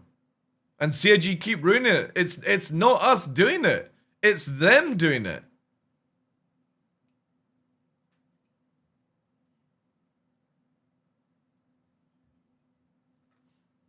Yeah, I know, I know on that one, dude. Yeah. But you know, the funny thing is, CIG, when they first, like, we're going back many years, they said that there was never going to be crafting in the game. And then obviously they pull the crafting thing. So I think, like, again, I agree with you on that, because obviously you're stealing property and shit like that. But you know, how do you do it whilst adding crafting at the same time? You know, see, how it should be, in my opinion, is that you should have to do missions to gain reputation, and then you gain a reputation currency, and you have to go to a place to buy the blueprint from the actual company that sells the guns or makes the guns. And you get a downgraded version from it. And then if you find a real version in the game, it's better than the crafted version. That's my take on it. And then you make them super rare in the game. So your crafted version is always a less version than of the rare stuff you could find in the game on RNG. Making rare content. But CIG are like, no, we're going to make crafting the most powerful way to have stuff in the game. And it just sucks, man. It really does. Like, they take away all the gameplay thinking they're adding gameplay, and they're not adding gameplay. They're removing what people like to do, which is, again, for me, I love to go and farm for loot, to either use it for myself or sell it to other people. But when you can dupe it or build it or buy it easier, there's no point ever interacting with another player.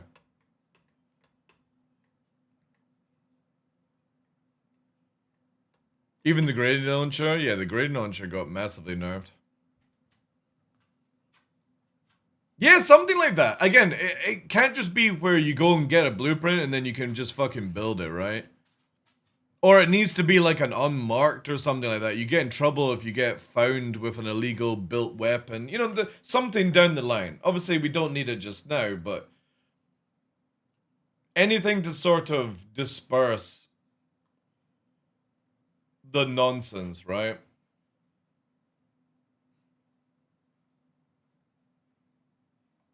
Again, I want gameplay loop where I'm not forced to do missions. I can go to like a, you know how they talk about Starkitect, where in the future of this game, if you guys don't know Starkitect, it will literally build outposts and locations as you're flying around the game, and they will deteriorate over time and disappear, or if more people arrive at the location, they will upgrade and stuff like that. So you can technically go to like Daymar, travel in a straight line, and you'll eventually find locations that are not on the map, and you go and loot them and all the loot will drop. What's the point if I can just go and do a mission, get a gun, and then craft it to quality 900, and then everything I find is worthless, you know?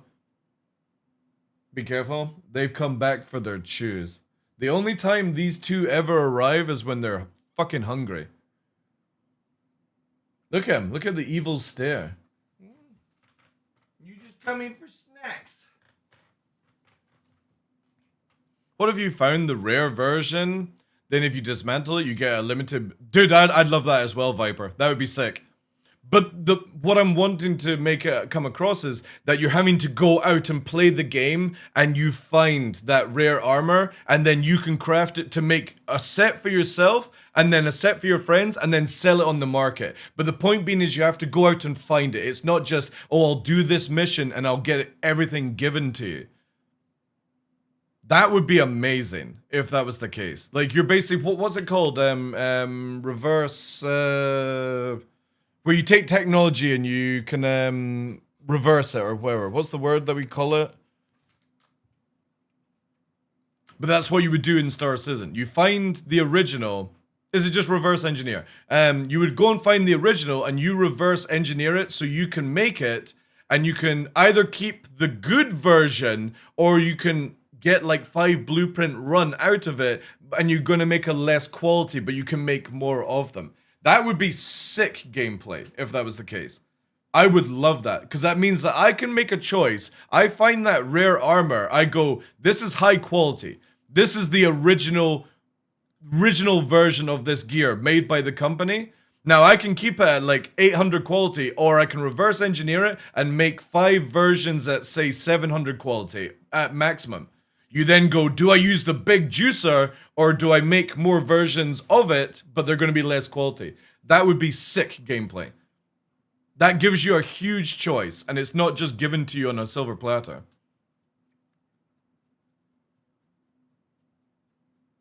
Yeah, well, you can't even get 1,000 apparently. But the point being is, Ricky, is that when you go and find gear now in the verse, there's no point to it. Like, you go and find all those cool armors. Nobody, like, when you go to UEX, right? We go to UEX. See all this stuff here? All this armor is now 100% worthless in this new patch. All these armors here, by the way. The sets. This is all worthless, by the way. Because this is only standard quality. And nobody in the future is going to be roaming around in these rare armors if somebody in crafted armor fucking vaporizes you and you can't do shit against them. Again, like if you were lucky to get 1,000, right? It's like 15% more resistance on your armor. So these dudes have no chance of winning a fight against somebody in that status. So how many people are going to be running around in 300 billion armor, or are they going to spend 300 billion on like high percent armors crafted? This is where all this stuff is redundant today. And obviously people will buy it for the look, but if anybody's playing this game long term, why would you run around in snow camo to look like this for 300 billion or get a fucking plain white set that has 15% modifier on it, right? I've got the thing here, SE tools. There we go, right? So you look at here for crafting. Let's look at FPS armor, which is the Geist, right? So not the hooded version of the armor, but there's the chest. So say you've got this one, right? This one has the hood, but I can make the normal armor set in the game of crafting. You then go to here and say you find 1,000, which is impossible, right? But it's 15% damage mitigation. So instead of running around in a 300 billion fucking armor set looking like a fucking snow ninja, you could be investing money in high tier to have that 15% modifier. Who the fuck is going to use this shit when a normal light set crafted kicks the fuck out of it? These are all worthless. So what I suggest is, you know how you go to TheDarkLaw to get these armors? I think TheDarkLaw should give you the blueprints instead, where you can make a one-off crafted armor instead. A one-run blueprint that allows you to create the full set, but it allows you to put some materials into it to make it better than what TheDarkLaw gives you. That would be sick gameplay then, and that makes it worth it. You take the shite to TheDarkLaw, and TheDarkLaw gives you the ability to craft something better. Concierge armor? No. Dude, we'll be getting basic fucking heavy armor sets crafted, because why would you ever use anything else? In PvE, if you can take 15% less damage and you look like a shitter, you're going to wear the shitter looking armor. And obviously it won't be like that for any time soon, and we don't know if patch by patch it gets you to keep this stuff, but again, like, even if you craft this armor at 500 quality, 600 quality, right? And 600 quality is easy to come by, it's another 3% modifier. Is it incentive crafting though? Well, again, like, the question is what's the point of doing crafting if everything gets deleted, right? Well, CIG is going to convert all armor and weapons into pledge store into blueprints. Exactly, yeah. A lot of people are crying about this, but I think it's great, Ricky, because I don't want to have 20 sets of the same armor. I would rather have blueprints that I can go, I actually want to look like this today, but I want to have it high quality because I actually played the game to get high quality materials. I'm sick and tired of the website being like that. And people can't say it's pay to win because at the end of the day, it's still the same stuff as you can find. It just looks different, that's it. And this is where I think TheDarkLaw stuff should be where you hand in the stuff to TheDarkLaw and he gives you a one-time use blueprint to make decent gear.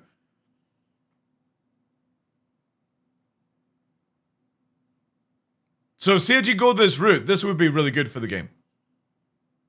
Because again, why are you ever going to buy TheDarkLaw gear or these rare armor sets if they're useless in PvP in the future?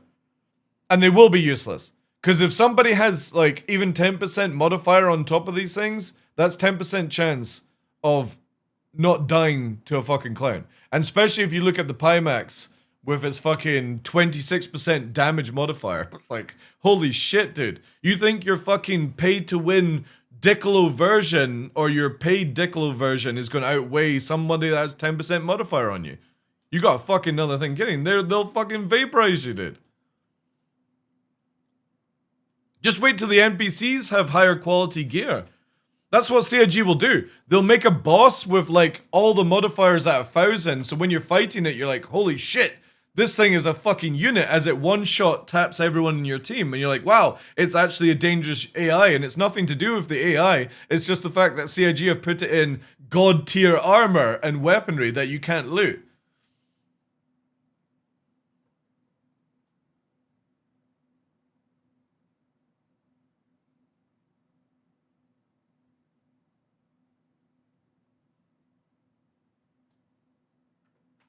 In the future with base building, I think pledge ships should also be a blueprint. No.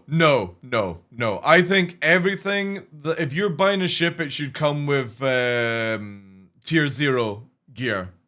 I don't think it should be a blueprint, no. I'm fine with the armors and stuff to be, because they're skins basically, right? If you look at any of the stuff that you can buy off the website, it's mainly skins, okay? If we go to here, right? This armor set, for example, now is the 5th armor that is in the same shape, just a different skin. So that's just a skin. All of these are skins. You can get the armor in the game, except for the racing stuff, but I would imagine they become, like, in the drop, right? You can get these guns in the game. These are skins. The difference is, when somebody's buying a ship, it's a full fucking thing. It's not just something that can become a skin. Now, if it's the skins, you know, you're crafting the paints and stuff like that, sure, right?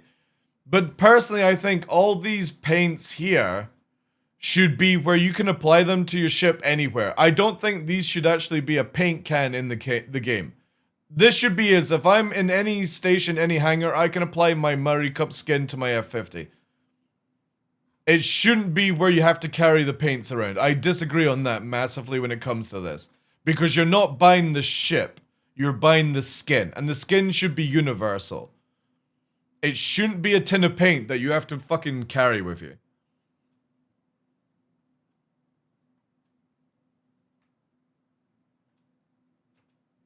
So any ship that you buy, like say you're gonna buy these, this, like the Avenger Titan here, it shouldn't be where you can craft it. When you buy it, it's not a crafting material. It should just be the ship.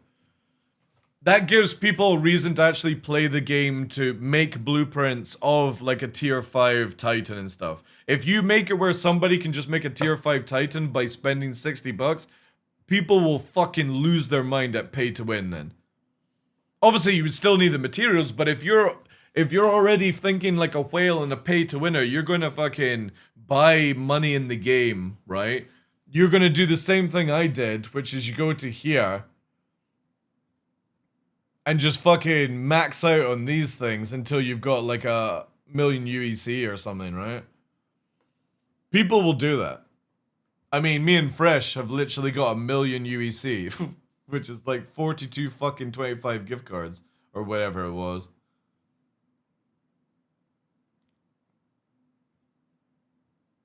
Or where is it here? Yeah, here, sorry. You would have to buy these. And you could only buy 25k per day. We had to do 42 days of buying this. To get a fucking... I start with a million UEC if there's a wipe. Because 1 year, I was so bored... that I did it for shits and giggles because there was nothing else to buy in the game. CIG would lose sales. No one is spending 3k real money to get grand a year to get all those mats required to build it. No one is spending 3k real money to grind a year. Oh, dude, I don't think you realize what whales are capable of doing. There are people out there that won't even spend a fucking 30 minutes playing the game and they'll have the best of the best gear by buying it with real money. You're crazy if you think otherwise. The whales of today are insane in gaming. Like that dude that spent like 500k on fucking Diablo mobile game and he couldn't even fight anybody in the game because nobody could matchmake to the level of gear he had. You know? If a blueprint is sold instead of a ship, yeah, people will still just get people to do it for them, dude. Somebody will go, look, I'm a fucking Saudi Arabia prince. Meet. Go and grind the game for me for 20 hours and I'll give you $1,000 to do it. Oh, you're going to turn that down, are you? If somebody did that for you? That's how they'll do it, dude. They literally will just go and spend real life money for people to be fucking slaves. Happens in every fucking game. Look at Asmongold, dude. Asmongold gets all his gear because the fucking simp army trade him with it and send him all his gold and wow. Oh, please, Asmongold, take stuff that's taken me 100 hours to farm, but you can have it for free so that you can say my name out on the stream and make my little fucking pee-pee get hard. That's what people do in games, dude.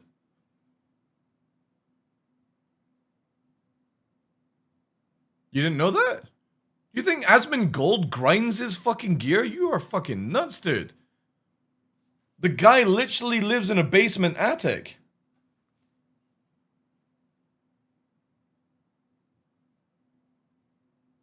You don't even need to be a millionaire like that? Yeah, exactly, dude.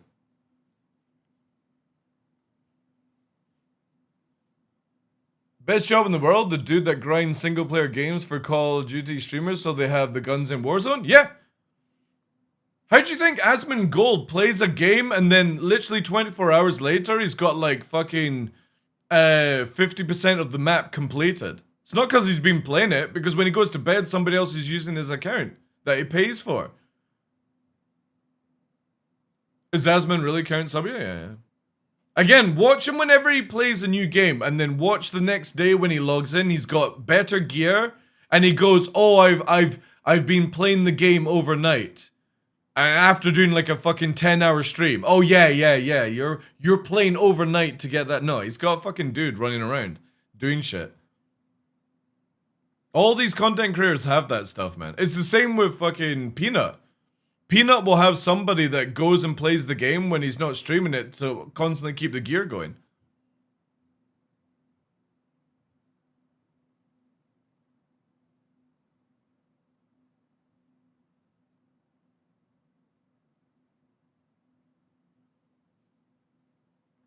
Grind SC for whales? Hey, dude. I guarantee you there'll be whales that will offer lots of money to do that stuff in the future, Sova. You really think there are going to be people who make millions of dollars a month playing this game when they can ask you to go and grind the stuff for them so that they can keep going making millions per week, right?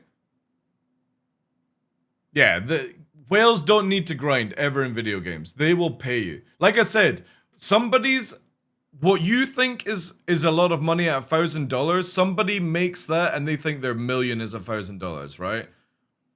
When somebody's making 2 million interest in a month, right? Or some content creators who literally make 500k after taxes per month, you think they're not hiring somebody for 10k a month to go and grind behind the scenes so they've always got the best gear when they're about to play and make more money from it?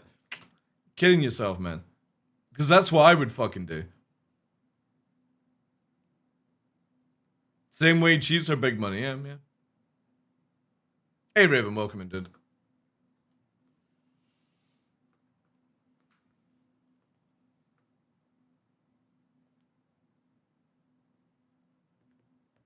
But again, that's fine. Like, if somebody wants to invest that amount of money to speedrun it, who cares, man? At the end of the day, just look at it that way. If you as a gamer gets in-game stuff easier and stuff, maybe like, again, go and look for the big whales and see if you can make bank by grinding for 20 hours in an ASD facility or something like that.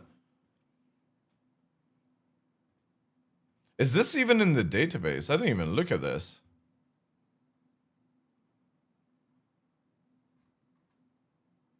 Still not even in the database. Interesting.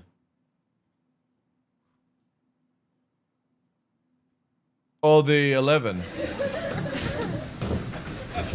Aye. Did you think did it remind you of me because the bald guy in it, right?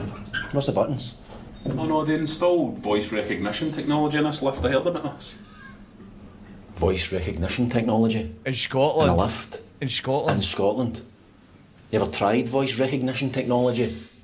No. They don't do Scottish accents. 11. 11. Could you please repeat that? 11. 11. 11. 11. You know the funny thing Could is, you please repeat that? even though this is a joke, this is actually real. We once had voice recognition elevators in Scotland, and within the same week it got removed because nobody could fucking go anywhere. 11. Whose idea was this?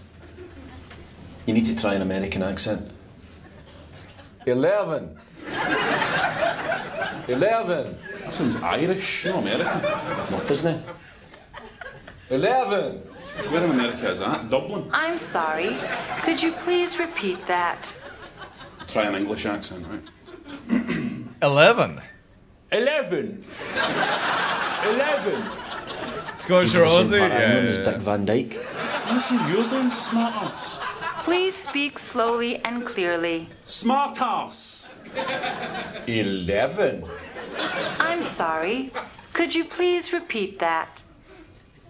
What's like on the internet, the only two places that are allowed to say cunt constantly are Scottish and Australians. If you don't understand the lingo, away back home to your own country. Ooh, is that talk now, is it? Away back to your own country? Oh, don't start, Mr. Bleeding Heart. How can you be racist to a lift? Please speak slowly and clearly. 11. 11.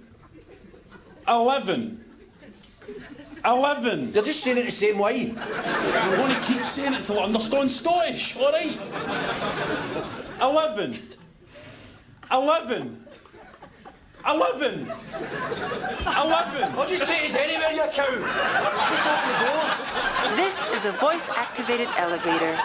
Please state which floor you would like to go to in a clear and calm manner. Calm. Calm. Where's that coming from? Why is it telling people to be calm? Because they knew they'd be selling this to Scottish people who'd be going off for nut sitting. You have not selected a floor. Aye, we have 11. If you would like to get out of the elevator without selecting a floor, simply say, "Open the doors, please." Please. Please. Suck my wally. Maybe we should just say please. I'm no begging that for nothing.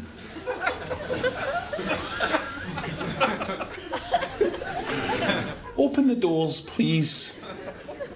Please. Pathetic. Please remain calm. Oh, what do you want up tonight? Get him up there. Hey, just wait for it to speak. You have not selected a floor. Ah, girls, you cow! You don't let us out these doors. I'm going to come to America. I'm going to find whatever desperate actress gave you a voice, and I'm going to go in an electric chair for you. Scotland, you bastard! Scotland! Scotland! Scotland! Freedom!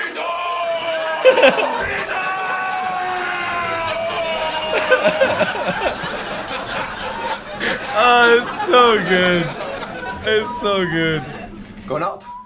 The other one as well, like I can't show the SNL one because obviously, but Scottish wee jammy piece phone. This one is also really funny if I can find it. Where Scottish phone AI. Is that this one? Aye, this is it here.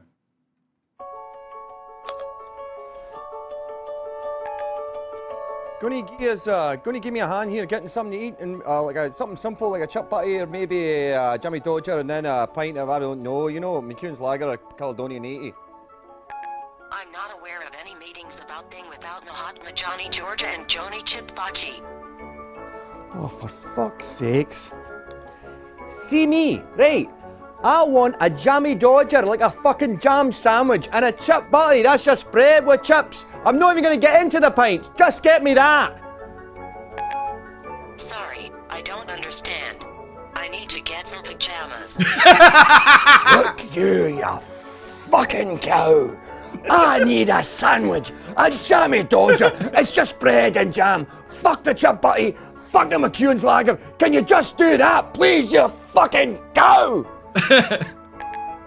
No need for profanity. Oh. You know the funny thing is when voice stuff came out like this, you could walk through Glasgow and no joke, that's all you would hear is people fucking shouting a crazy amount of like swear words at their phones just because it wouldn't work. Now it's a lot better. Like now it actually recognizes the accent and stuff, but it's crazy. It's so funny. Us Aussie are cunt is a terrible of endearment. Yeah. Over here, it's like people are always like, "Oh, you're always saying the C word." And it's like, no, it's just a typical word. It's like it's the same as most Scottish. Like our languages are constantly a swear word after the second word. Wait, what was that? What was that, chat? Oh, that was just patch notes on Discord. Kevin Bridges is funny, yeah. Yeah, Billy Connolly was popular, yeah. It's your filler word, yeah, exactly, yeah. It's the same as like I, when Henkin, I wish I had recorded it, chat. When Henkin came to visit me before SizzonCon in 24, because everyone up here says I, for like saying yes and stuff like that, or like agreeing with stuff, he soaks it up because of his ADHD. So he started to say I every second word, and he didn't realize he was doing it. So it's like we're like talking around and be like I. He just say I for no reason. And it got to the point on the last night, he was so drunk, he was lying on the ground just saying I for no fucking reason other than it was just programmed in his head to constantly say it. It was so funny. And I forgot to record it because I was laughing so hard with my son. It was amazing. He just soaks up lingo like that. Frankie Boyle's still best. Yeah, Frankie Boyle's pretty good. Yeah. Afternoon, not really efficient to spend 30% of communication on swearing. Well, again, when you're in Scotland and everyone's doing it, dude, like, that 30% goes to 90%.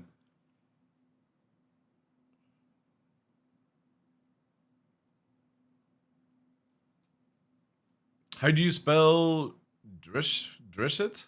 As in weather? Are you talking about Gaelic?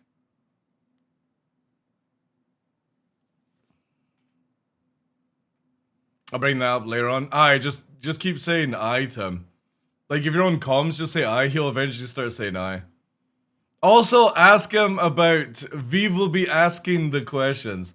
We had... Oh, man, it was so funny. Sitcon with Henkin was such a joy.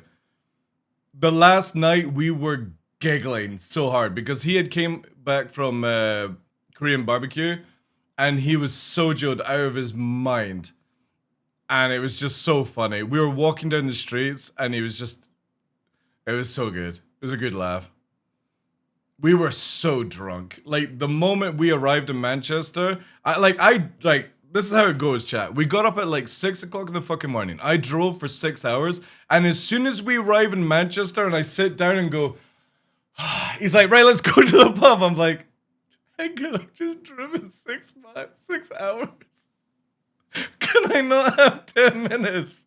And it was like, down to the fucking pub to meet everyone. No consideration to my health whatsoever. Especially as I'm 10 years older than him. And that was it. As soon as we went out, it was literally 4 days of drinking. Every time I was at SitCon and people were coming up to me and like, do you know who I am? I was like, I don't even know who I am. I was so drunk. Constant alcohol. I never sobered up in 4 days. I'm actually like on the final night I had to be very sensible because obviously I was driving back to the Highlands, so I stopped drinking. And as I dropped off my son, and as I'm driving back, I'm like, oh my god, this hangover is terrible. It was so bad. But what a time! Like, we were just walking around hammered, going to places. I got chatted up by like a table of cougars as well because they couldn't work out how to fucking use Instagram, and Henkin just casually disappeared as he left me with all these ladies having to deal with. They're wanting me to take photos of their fucking phones and then upload it to Instagram.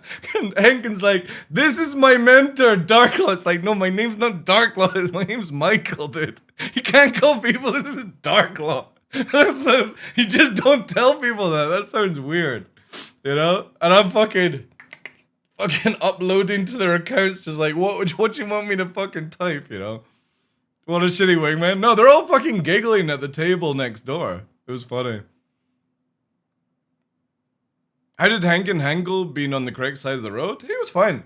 He slept the whole bloody way, though. You know? They managed to slingshot through time as I'm driving, you know?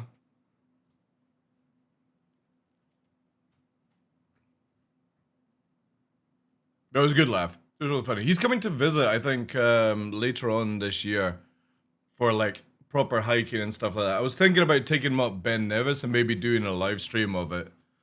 But, we'll have to see, like, hardware and internet and stuff like that for that one. Hi. Have you come to say hello to everyone with your wiggly ears? Yes? Oh, who's your cutie pie?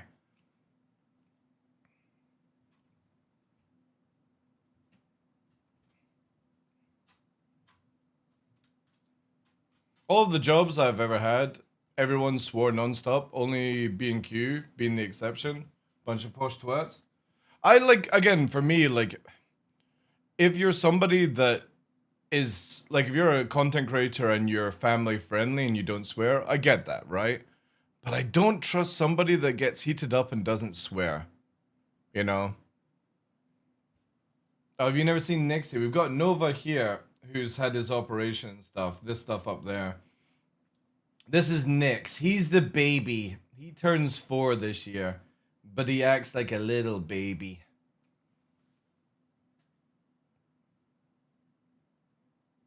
They wanted to enlist a subject. They're here for more treats, that's all.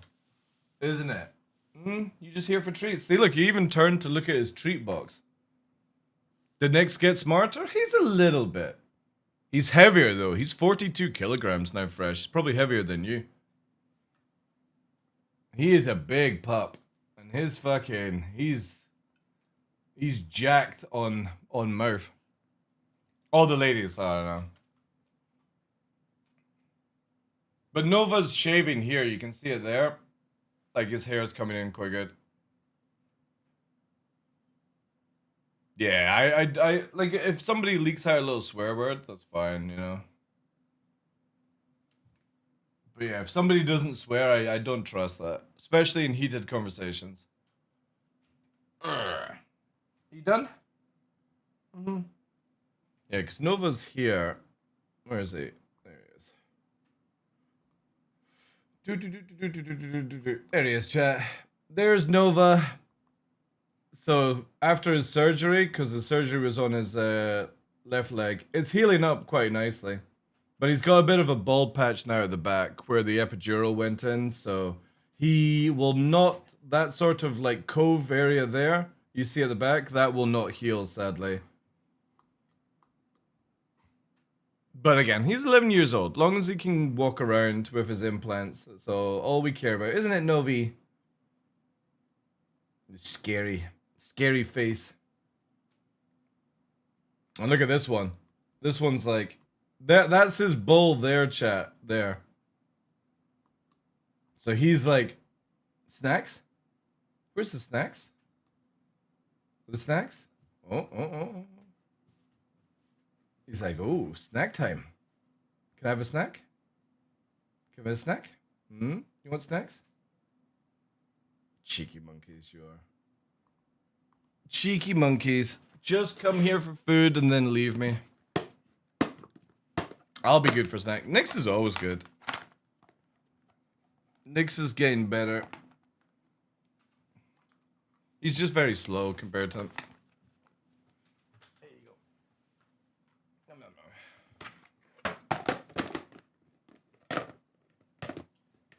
But no, Nix is not the brightest of dogs. Fresh, but he does have great qualities. He's very friendly. He's very protective. He's very loyal. But yeah, like anytime like you're trying to teach him to do stuff, it takes like, say it takes a month for Nova to learn a trick completely, it would take like 4 for Nix. But then you have to go, you know, he's got such great qualities. Like, when we're on a walk, you can let him off the lead, and he doesn't even bother going after livestock. He just stays right beside you, within, like, 5 feet. Don't have to ask him to recall, you know. So it's like, yeah, he's not the smartest, but his qualities of loyalty and stuff are amazing. Plus, he's a great plate cleaner. Like, any food that you don't want to do, like, instead of putting in the dustbin, he's literally the dustbin. He'll clean the plates perfectly. Yeah, he's just a good boy, yeah. I had a white German Shepherd, best dog I've ever had. Yeah. He's good, he's good. Like, none of them have a chip on Luna, though. Luna was incredibly intelligent. Bring out our wallets. It's time for the Mark II Aurora Battlecruiser. Again, I'm interested to have a shot of this ship. I just don't think it's better than a Titan, sadly. I think the Avenger Titan just still is the best starting ship in the game, so... But this thing looks cool, though. I have to say, I do like the sort of shorter wingspan for the smaller one than the Scorpius. But if it's not as fast as a Titan, it's worthless.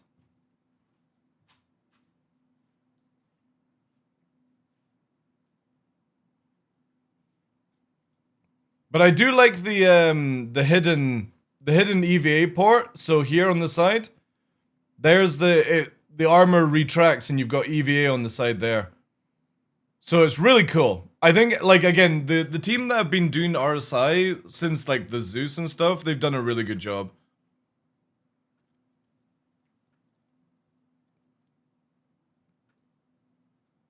The X-Wings would be nice. Well, it's the thing I pointed out. Who did I point it out to earlier on? Where they're like, oh, not another X-Wing. But if you actually look at everything to do with RSI, it has an X. Connie has an X. Zeus has an X. Perseus has an X, and so does the Polaris. Even the Apollo. Every single RSI ship has an X. An X-Wing setup from the engines. Just in case anybody didn't see that part. But yeah, I still think, like, if this thing has less damage... And the biggest worry here, right? If you look at this video, see this cargo pod? And you change out to the combat one, they literally highlight another shield coming out of here. So if you... It looks like if you want a second shield, you've got to go to combat mode and sacrifice cargo space. So the cargo one's going to be one shield, and this module adds in a second shield. Or it adds in a third shield. And at that point, it's like, well, who cares about that? Free size 1 shields? I think it's going to be one size 1 for the standard. No, there's no CL or LN. I mean, if you talk about the modules, yeah. But it's just one ship. There's no Mark II CL, no Mark II LN. It's just the module at the back they're doing, which I think is a better choice. But this is where I say, this Mark II can't compete against the Titan, because the Titan has combat, cargo, speed, ejection, bed logging, all in one package. It doesn't need to change out a module. And it has more cargo. This only has 6 SEU, whilst the Titan has 8. And I think this thing's going to be bigger than the Titan as well. So I think they're going to have to nerf the Titan. Other than that, there's no point to these ships, apart from if you like the look of it. But if it's fast, I think it'll be a really good fighter, though. But if it's slow, it's worthless.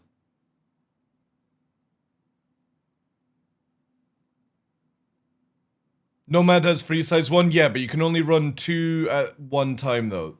The third on the Nomad is now a backup shield.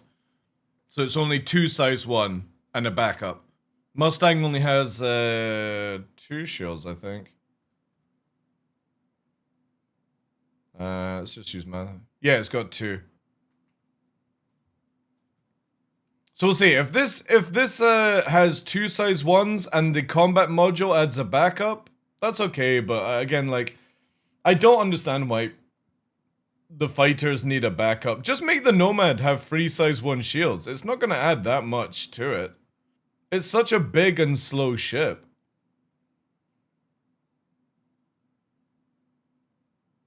I do like the look of this ship, though. It's really, really cool looking.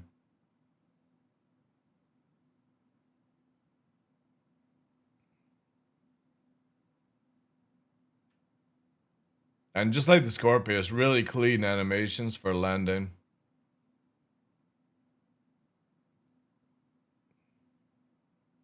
This thing also might be really good in atmosphere. So if CIG add in bad weather, this might be a great ship for dropping off small cargo.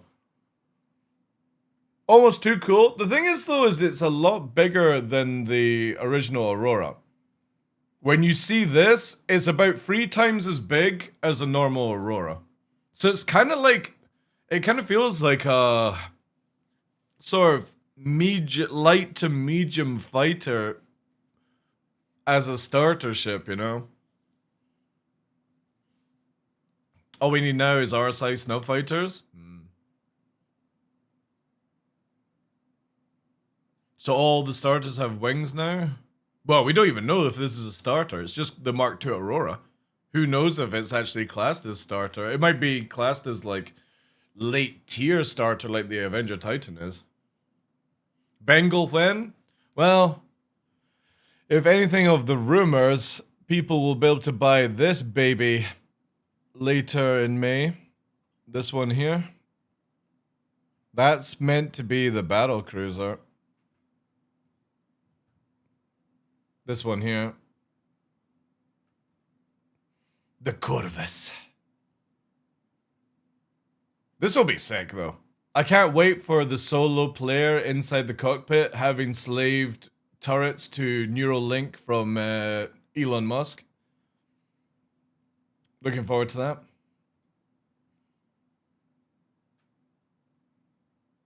So separate ship to Mark 1 and not a replacement? It's too early to tell if the Mark II Aurora is a replacement. It all depends on money. Because like I was saying at the start of the show, if this thing is more expensive than a Titan, why would you ever get it, right? Unless you really like the look of it. How much would it be?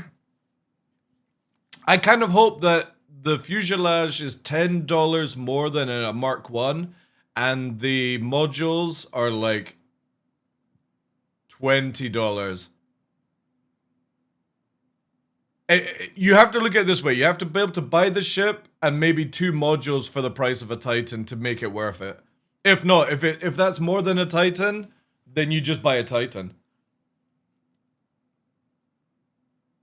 Base Aurora is 20? No, it's 36 on a sale. The 21s you can't buy anymore, I don't think. That's a very old package, the $20 Auroras. I don't think you can buy the yeah. Oh no, 27. Oh no, there is the ES. You can still buy it. My bad. Yeah. But that's your base pile of shit Aurora, right?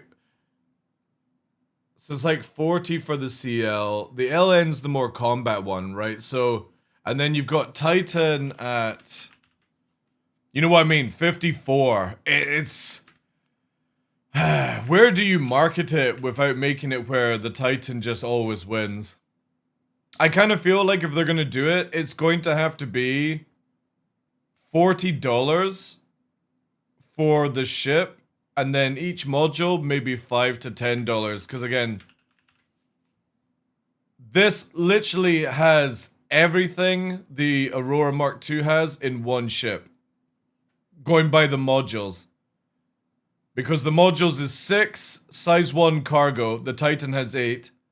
This requires you to take off the cargo to go combat. For whatever you get. Maybe extra missiles more than the 8 size 1s. And then you've got to look at the guns. 4 size 2s don't outweigh 2 size 3s and 1 size 4.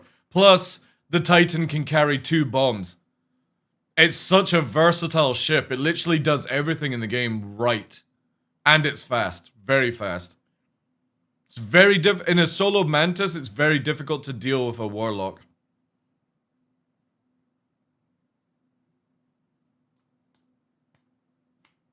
They're in the store right now? What do you mean? Someone said they might be giving people a reward of owning a Mark 1 Aurora before patch with some store credit. Really? CIG giving free stuff out? Where's the catch? 60 to 100? I know, there's no way it's going to be $100. That's way too much. 100, you guys think it's going to be over $100? Then I would never buy it. I'll buy it with store credit, but I would never buy it because you would just buy an Avenger Titan that does everything better.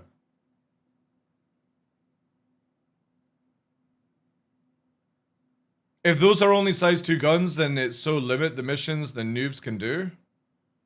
Yeah, but again, what are you using the Aurora? What are you using the Aurora right now to do? You can do pretty much every mission up to killing like a Connie in an Aurora. Very easy.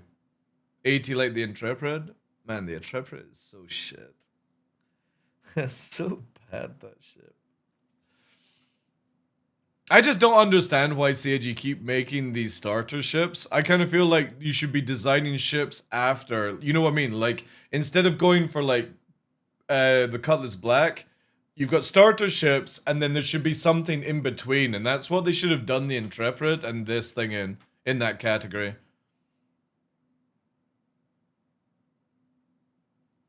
But I guess starter ships sell well for them to do another starter ship.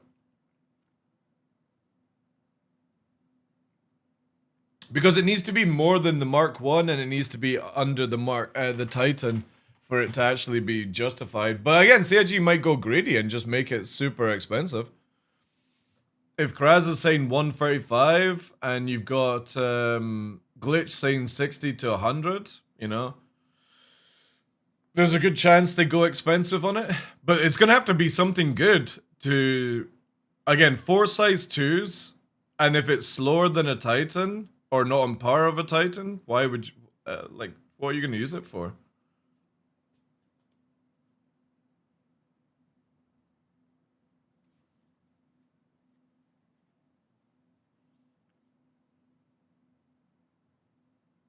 Does it look like it has armor?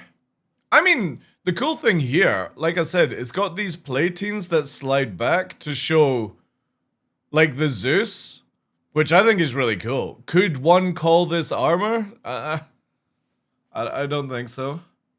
But I do like that. I like how that's how you get into the ship, with an actual EVA port on the side. And then it's camouflaged because it retracts. It's really cool. That already I really like as a fighter, but it's big, man. Like, it's already a good quarter size longer than the original Aurora. But we'll test it out. As soon as, like, everyone will be scrambling to do all the things, I'll take it down to Daymar and have a wee shot of it. But I'm not expecting much from it, sadly.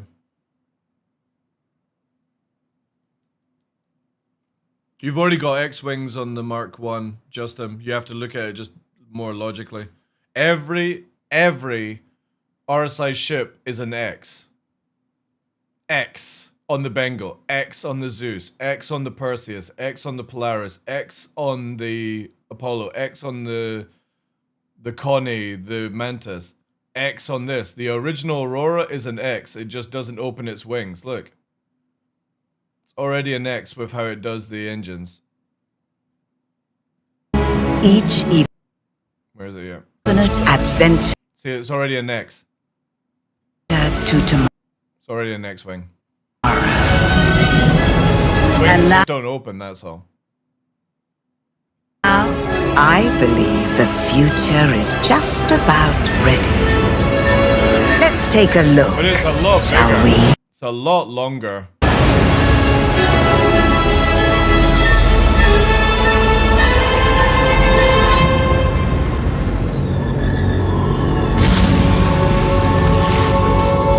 From the Zeus to the Aurora and beyond.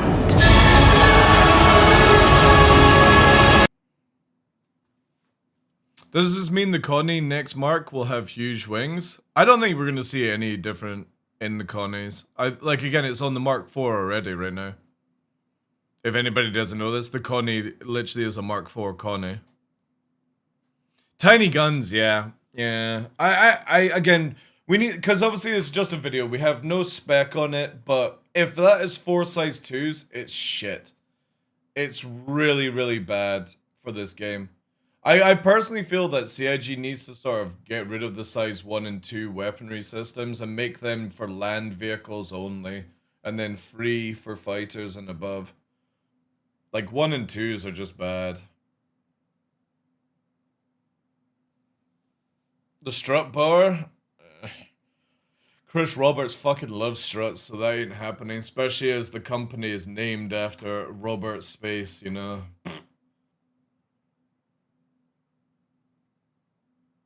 Yeah, 4 size 2 for the sizes. I think it's actually bigger than the Saber, I think. This ship ain't small.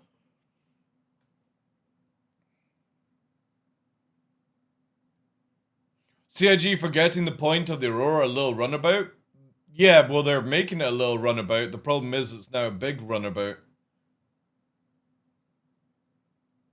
Again, you always bought an Aurora where you could just do basic missions and then get into a Titan and then you could practically do everything.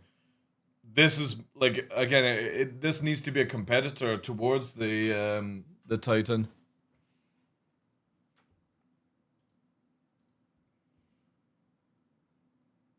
I think it's about half the size, so it's definitely a quarter longer than an original Aurora. You can see that from the scale in the video. CR has struts put across his car windshield just so he could feel at home. Whilst everyone else in their office. Actually, no, the funny thing is I did a Manchester tour. His office had struts. Now that I think of it, yeah. His office actually had struts for the glass around it.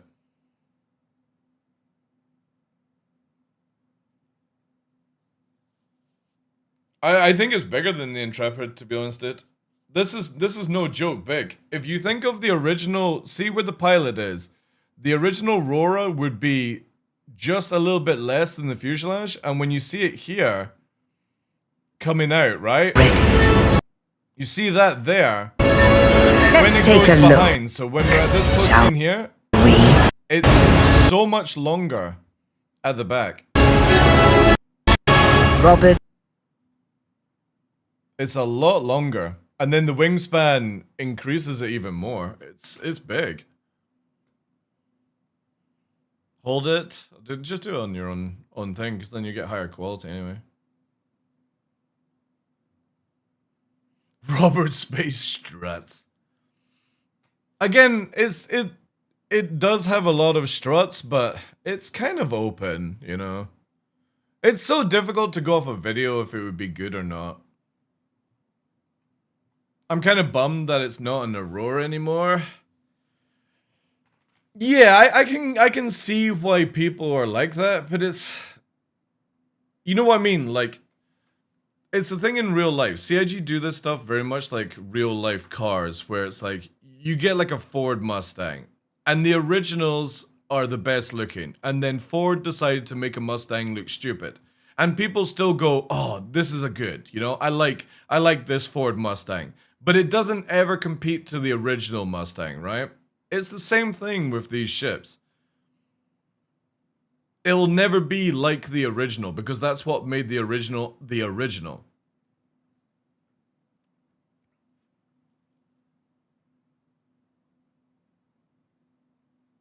The wings, I think the wings didn't need to be as long as they were. But again, maybe CIG has intention for this to be a really good atmosphere flyer. Who knows, right? Current Polo is bigger than the original Golf? Really? I've not seen a Polo in a while, actually. To be honest, I've actually not seen a Golf in a while up here. It's mainly like Kias and stuff people are driving these days.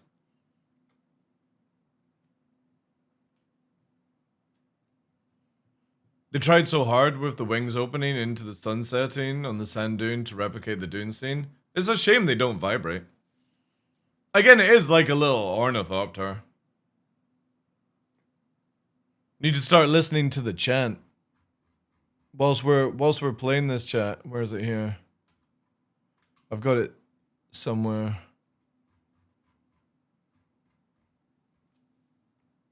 Need like this to play it right. Where is it? Yes. Welcome to my bank. Let's talk about savings. Shh. No, wait. Can you hear that as well? With Revolut, fucking ads, man. What the fuck? If I mute that, can you hear it? your annual interest is paid daily. Oh no, that actually comes through there, does it? Oh, it is, right. Let me get through the ad. Yeah, here we go.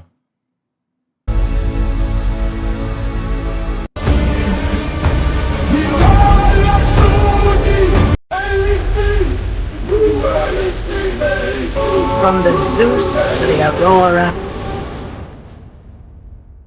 Yeah, we need... Where's it at?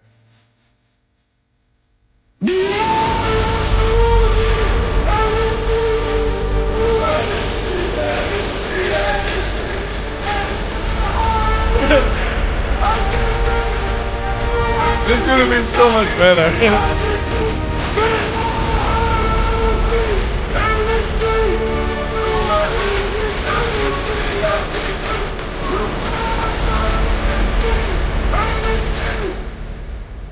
Absolute cinema. The fucking score for Dune 3 is, oh my god, holy shit. Like watching that trailer, like I'm not a big Dune fan, but the music is so good.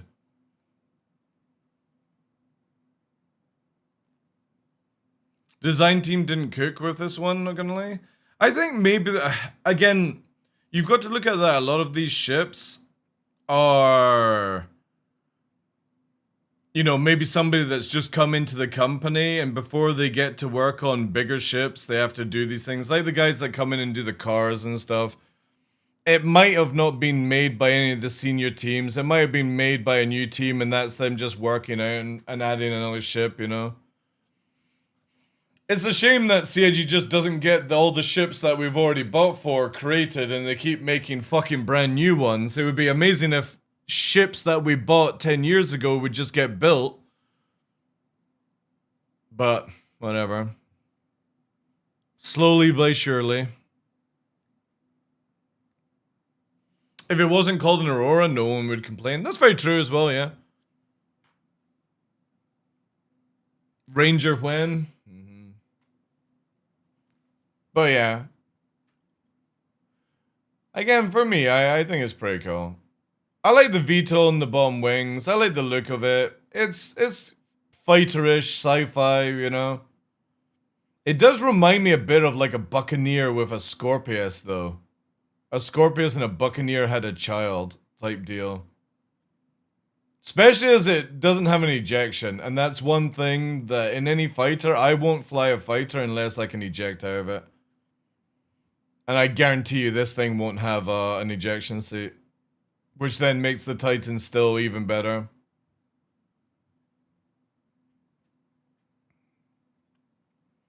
But yeah.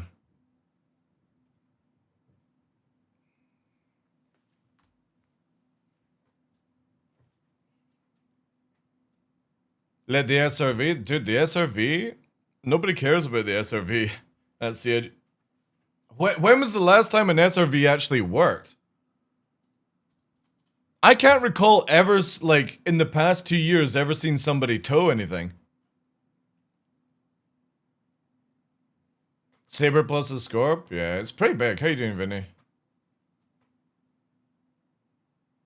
Remember the Ranger? What the fuck is this? What's this doing over here? What? Oh. Do you think the patch will come out in EU time, or am I gonna just, like, have to close the stream down again? I'm still gonna try it, but... Oh, I'll definitely get it on credit to test it for people before they make a purchase. Oh. Man, this is laggy as fuck. Late UT game? Yeah. I wanted to do a long stream today, but if it's gonna be like in late evening, I can do so many more things.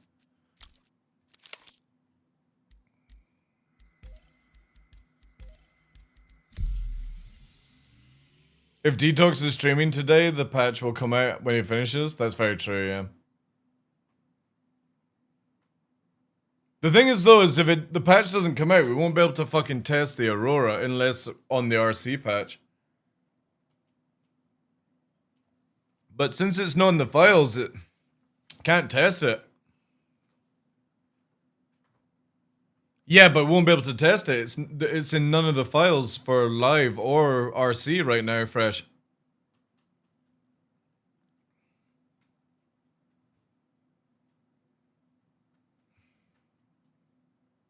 So it's like, if they say they're going to put a PTU patch out beforehand, there we go.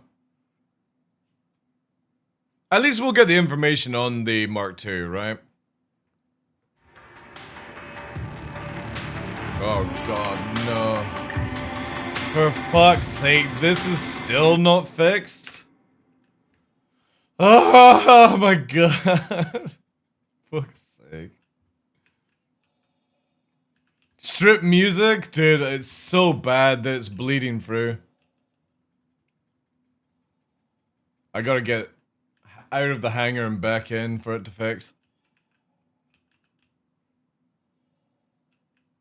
Aurora Mark II? No, it's out. It'll be out today. Again, it's just not in the patch. Fast and dirty DMs, that's how we like it.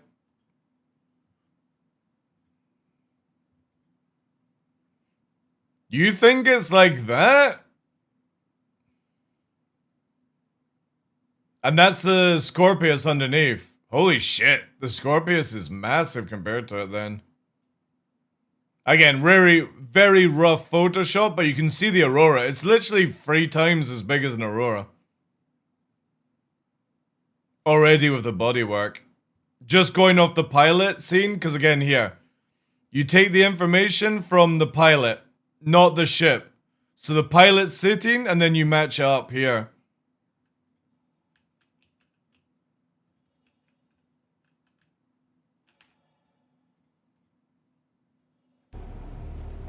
Okay, fixed.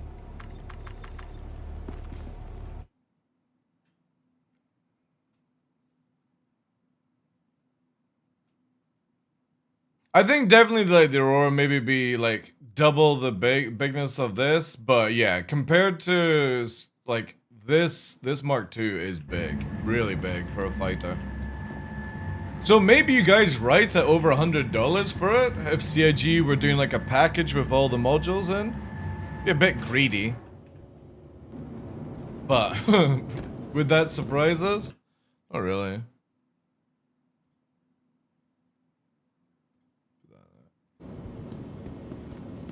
Wonder if it has a hab in it? Oh, dude, at that size, it better have a bed.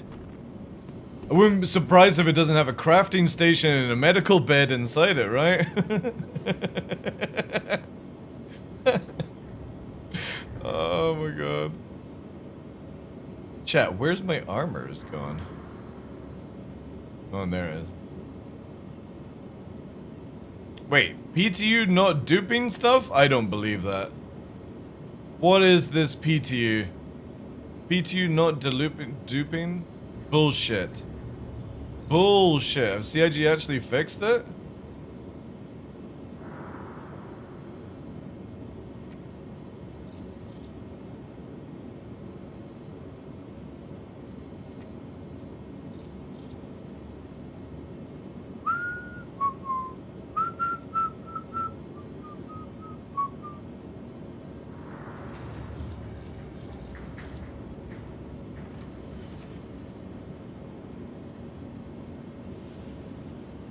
The best PvE gear.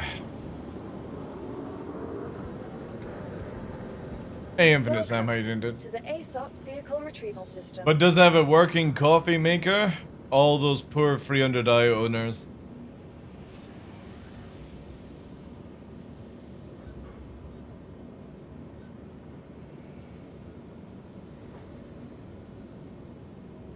Right, yeah.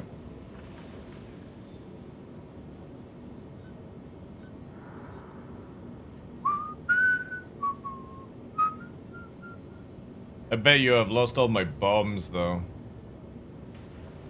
Oh, wait! I've lost my warlock. Please visit us again. Welcome to the ASOP vehicle retrieval system. So I didn't lose armor. I haven't lost my talons, but I've lost the warlock. Oof.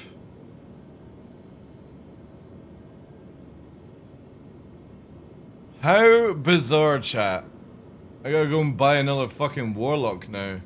Why would it take the warlock and not the other stuff? Please visit us again. Where do I have to go again for the warlock? Is that Lorville?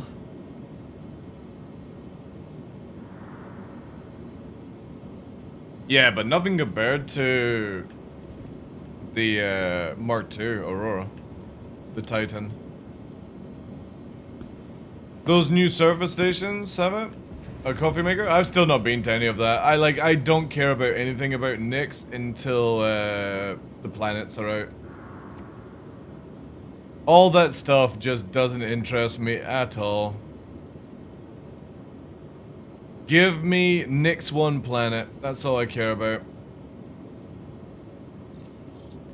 Alright, I'll need to go and buy... Welcome to the ASOP vehicle retrieval system. I'll need to go and buy it, chat. What should I fly over in? What meme can I fly in?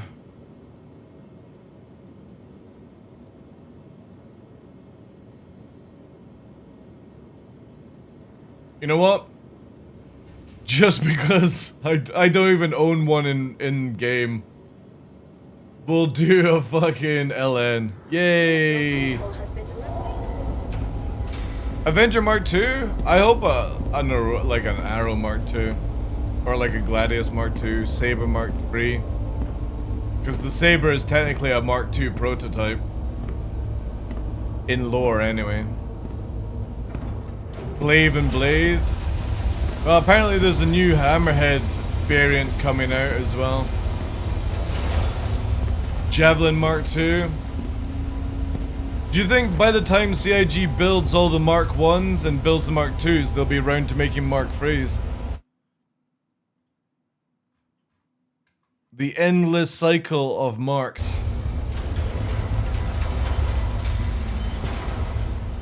Bannermergement Mark II? Could you imagine?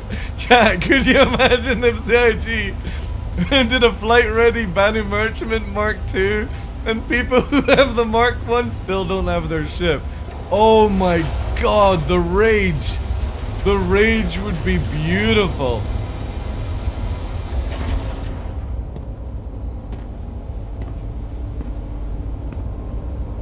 I kind of hope the F7AX is behind Squadron 42, to be honest. I think that would be cool. I would love a reason, like CIG definitely need to make a reason for completing Squadron 42 on the hardest difficulty. And if that gave you like the X unlock in the game, that would be kind of cool. A little incentive to doing it. And then somebody would be like, oh, but I'm not good enough to play fucking Invictus mode. Or what was it called?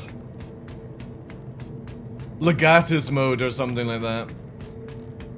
Man, look at the loads on this thing. You can just tell CIG love their Auroras when the loads are so broken at 25 meters. Look at it. Oh my god. Fucking terrible, man. Wait. That opened up. Oh yeah. Where's the button to get into this thing then? Oh wait, there it is. Looking for a blue light. At least you can walk up into this thing. Remember how you had to do an animation? I do like how you can just do this now. That is pretty sick. I like that. Man, I have not flown an Aurora in frickin' ages, man.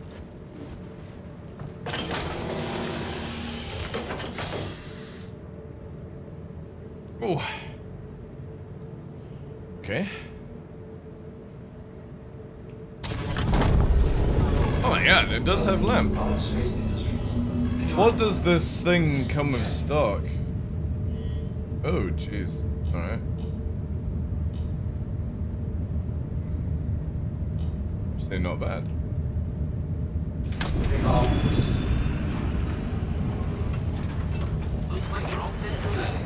I do like how you can actually see down though in the Aurora.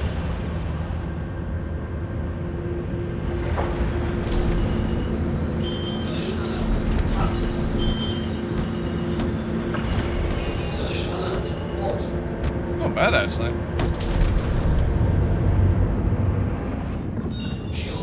Alright. Where is it allocating power on this time? Bloody radar.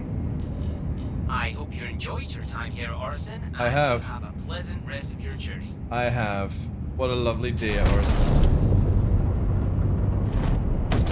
Do you think the Mark 1 will beat the Mark 2 in PvP?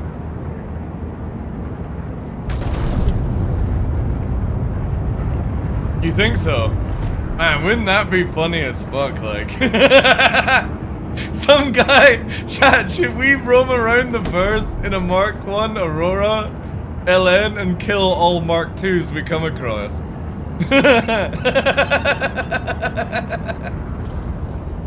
Oh, these fucking shucks! This Mark 2 should be superior!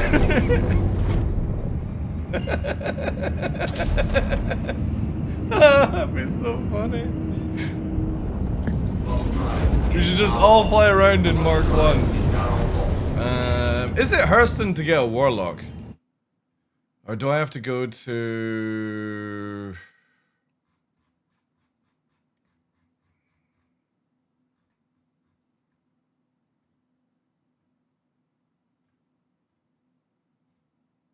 Alright, it's Larvo, cool. Ooh. Oh my god, does this not work?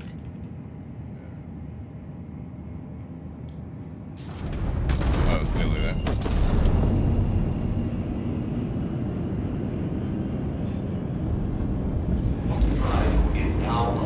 I will kill Hornet Mark 2s in my Mark 1 Ghost. I mean, it depends on who you're versing, but I...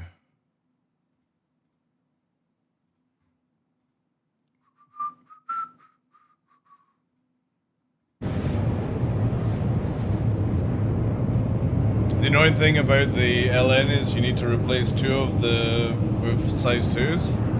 Also, it only comes with... Oh wait, can you put size 2 guns on it?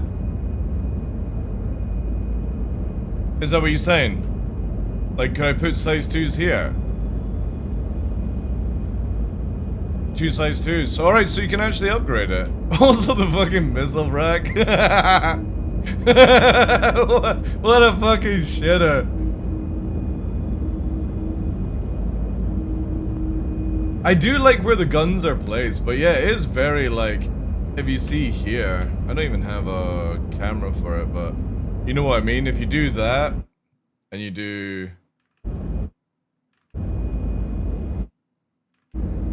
It's a fucking much smoother profile, right?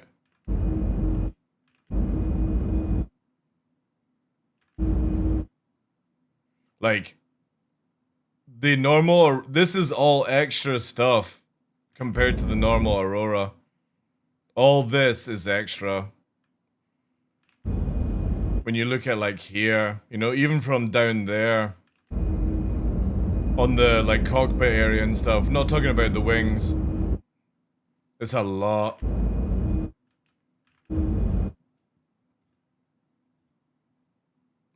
So yeah, this actually could be kind of accurate actually.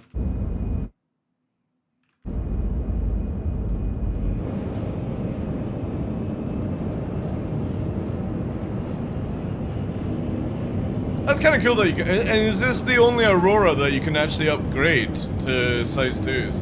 Again, not that it's gonna do anything, man, holy shit. 2 size 1s and 2 size 2s? Oh, that's rough. The MR? What's the difference with the MR? Like, I've never even considered I'm versing a different Aurora when I'm fighting Aurora. I've never gone, oh, I hope this is not an LN, you know? It's half a Hawk. Ugh.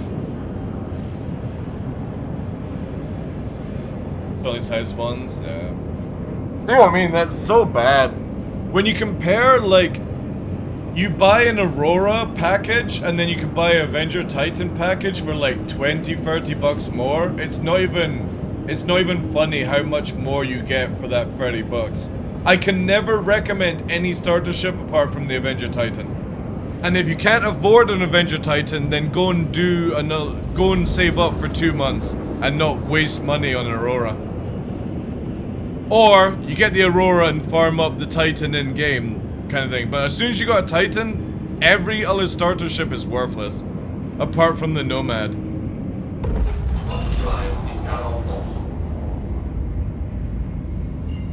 MR is a bit faster.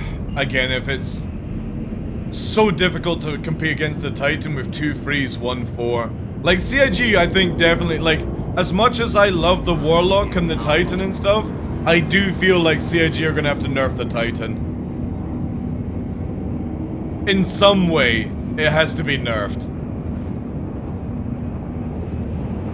Even with freeze-size freeze, it'd still be amazing.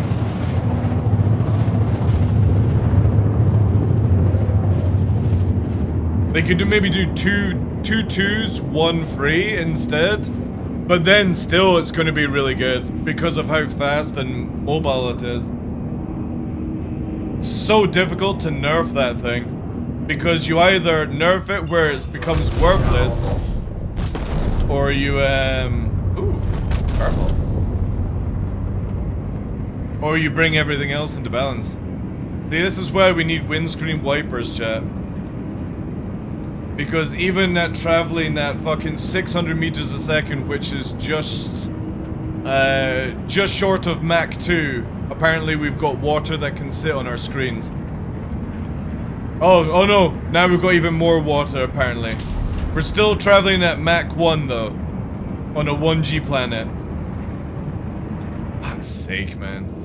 What a stupid ass system. And then you turn it off and you can see perfectly, look. Look at this, just do this.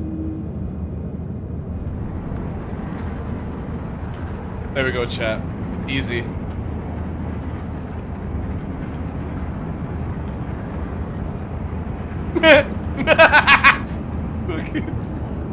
There we go, nice clean screen. Woo! Just can't see all the other stuff. Wow, this thing actually turns very well. Navigator deployed. Warning, leaving safe zone. Warning, leaving safe zone. Collision alert. Collision alert. Not on my watch. Landing complete. Engines are off. Windscreen wipers? Some ships definitely need to have windscreen wipers. Oh yeah, the slidey stuff. Not bad, eh? Alright, I need to buy a Titan. Sorry, a Warlock. Then I need to go back and get bombs and stuff, man. So much for persistence. At least we got plenty of time.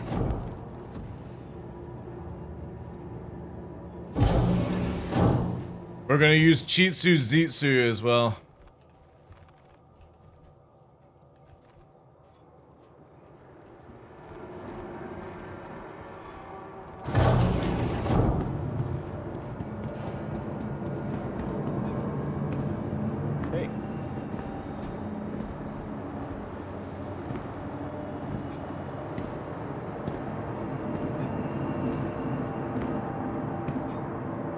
Oh god. Heaven forbid more than 2 consoles in this place. Can't wait for 10,000 players to be queued up to fucking buy a spaceship at New Deal. The most interactive way to play the game.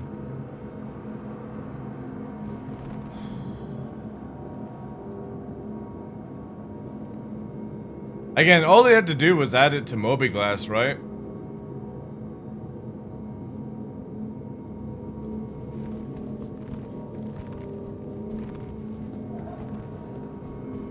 Hey, Arcade dude. Again, it should just be this. And then access the fucking button. That should have been it. I've got a... No. Chris, I got a better way. I will let them witness perfection.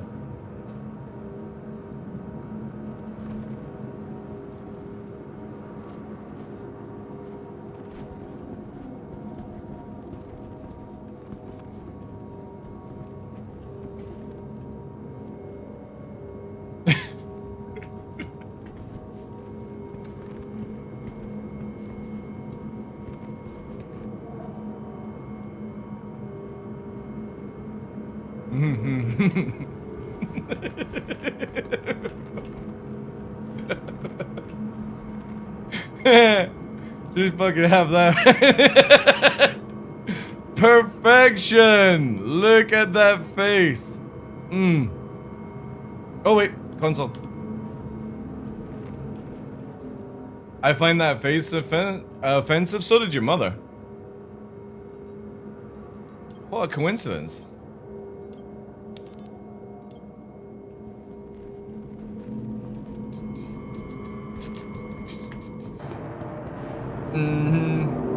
Oh, mine was a smooth birth.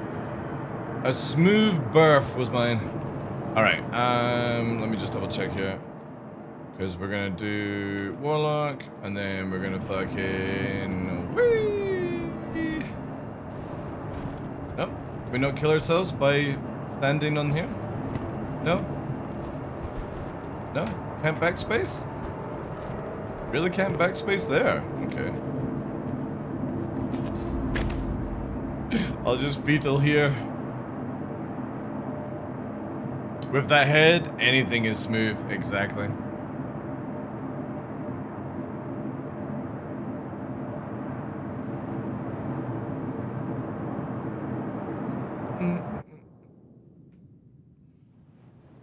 Alright.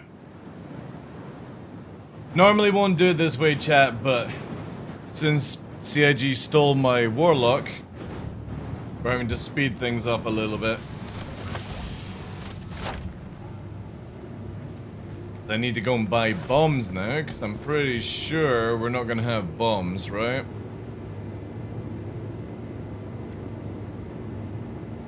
What would it be under? It's under...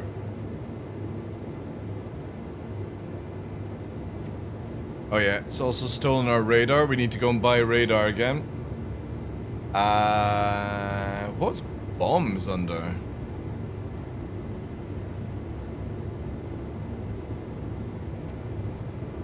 Yeah. Okay, we'll just have to buy it.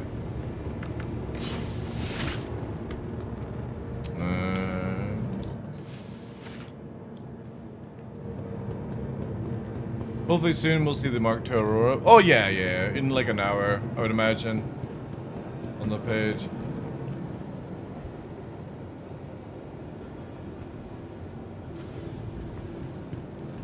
How did they implement bombs for fighters? Different racks. Yeah, you have to have a size 4, I think it is. Size 4 for a bomb rack. So the Titan, or the Warlock and the Titan can carry 2 bombs. So can the Arrow, 4 on the Gladius, 8 on the Clipper.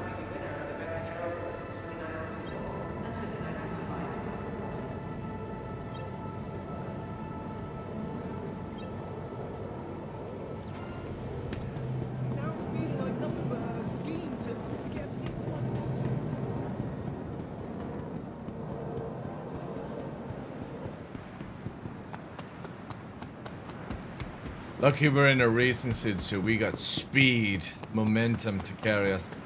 No heavy armor, just fast as fuck, boys. And if anybody doesn't know, on racing suits, you can actually carry heavy backpacks, which is great for doing looting runs. Because then you're super fast with a heavy backpack. Can you swap all size 4 to bombs? No, like on the Saber you can't do it because they're internal. It's only if they're on the wings, basically.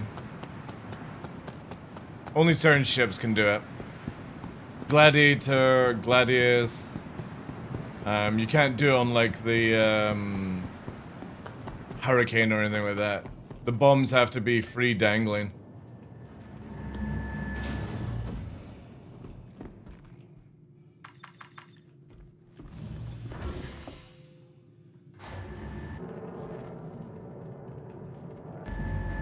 Like your balls? Yeah, on your mother's forehead.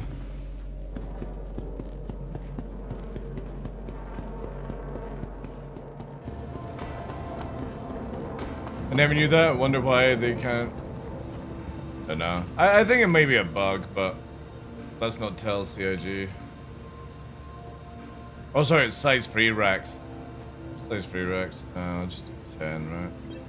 Again, I don't know why it's like taken away all my stuff. So, anyway, it's going to be... Again, like for me, it's whatever. You got a 0% armor, you can run really fast, you get one tap, but you can carry a big pack. It's good for looting, you know? Are you gonna use it when you're fighting lots of people? No. Are you gonna do it in a CZ zone? No. It's just good for like NPCs and stuff, so. I don't think it needs to be changed, but CIG will probably like have a pissy fit about it.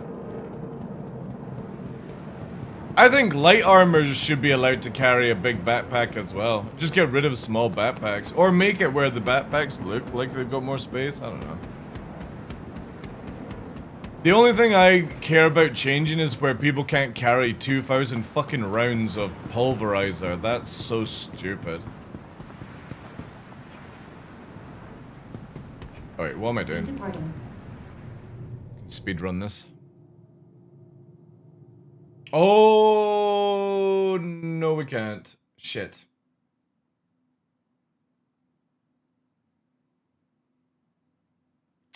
Bollocks. Now I just remembered. Can't do it that way. Or maybe.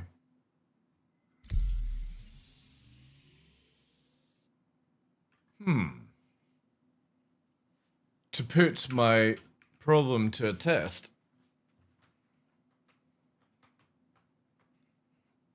I personally don't like the way CIG do the backpacks anyway. They're over, like, they're giant for no reason.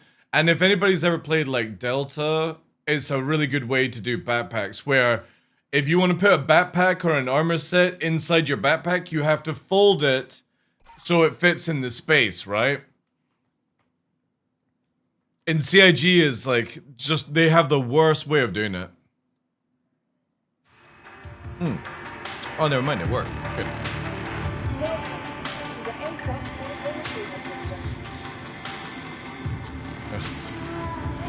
New ASOP terminals when, please. No, not Hammerhead. Your insurance claim has been sent. Oh no, the music's back in here.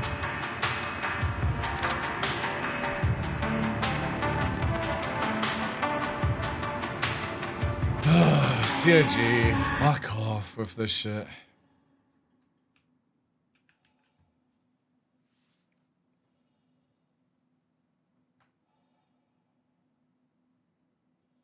Yeah, hopefully the new transit system though, ARC, fixes some of it. But I doubt it. We'll see. Hopefully, we actually should be getting the transit system playtest on Tech Preview in the next 2 weeks, apparently.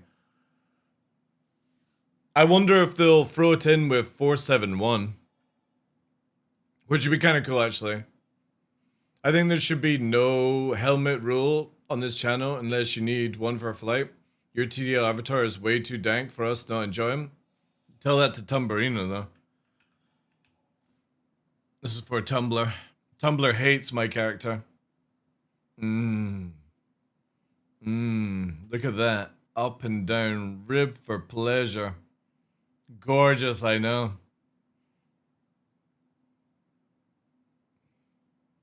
The biggest penis you'll see today, guys. Look at that. Look at that frosting. You shut your mouth, Ark. You'll lose VIP on this channel super fast if you don't enjoy my... Wait, where did my helmet go? Why is it equipped, but it's not? Wait, did I just dupe it?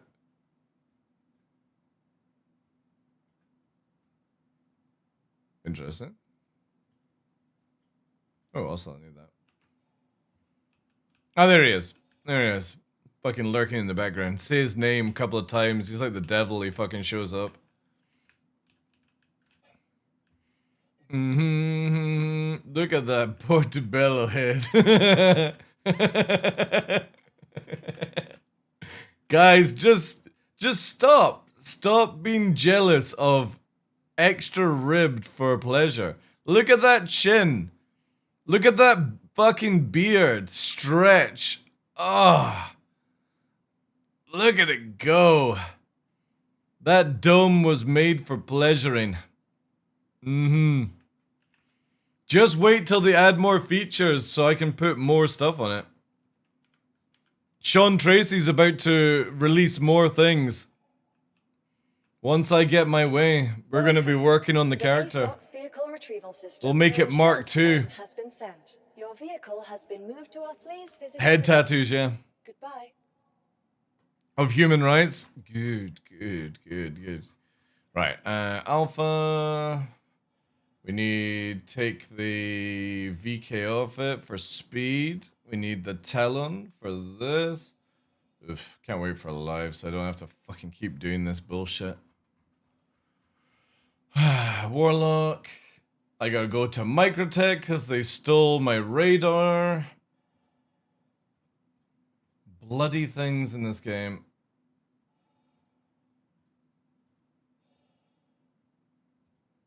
Yeah, that's been stolen.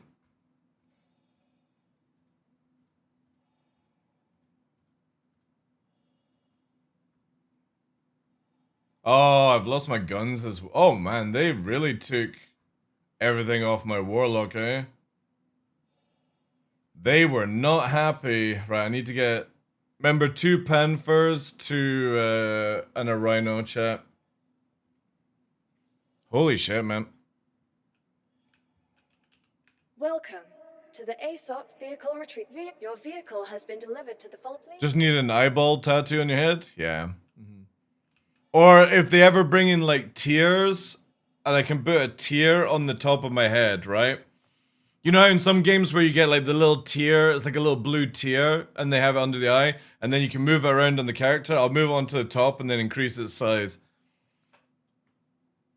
No salvation? What the fuck do I want a salvation for? What the fuck am I gonna do against a fighter with a salvation?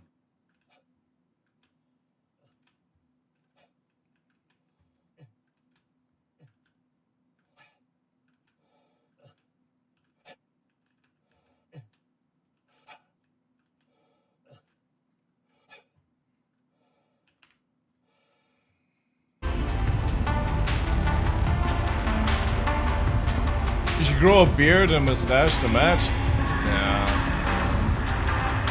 No. We had this conversation yesterday. If I wanted to grow more, I would have to get like minoxidil or whatever it's called. The hanger music's terrible. Fucking... And the worst part about it, it's on the fucking sound effect line instead of the music line. Look. There's no music in the hangar, but CIG add it because everyone's got fucking music turned off, like... Fucking bellends can't even put on the right audio track.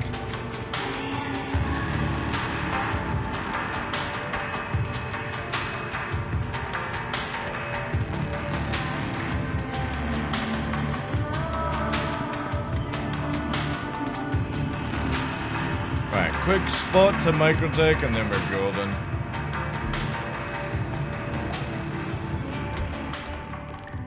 But yeah, why would I use a salvation on a Warlock, dude?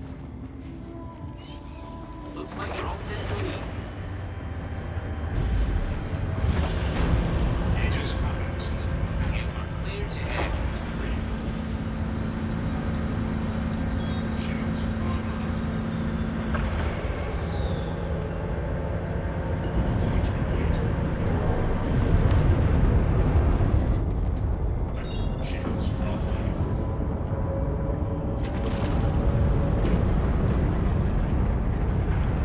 Quickity hibbity hop. Visiting Arson, official home of Crusader Industries, the Empire. This is probably going to be my primary go-to ship in 4-7. Our wide range of ships.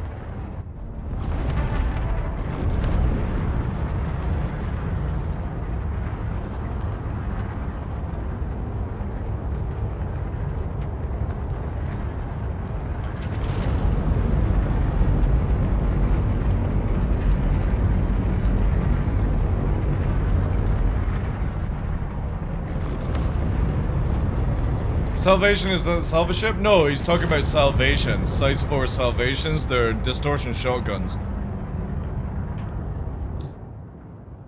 And again, why would I stick that on a Warlock?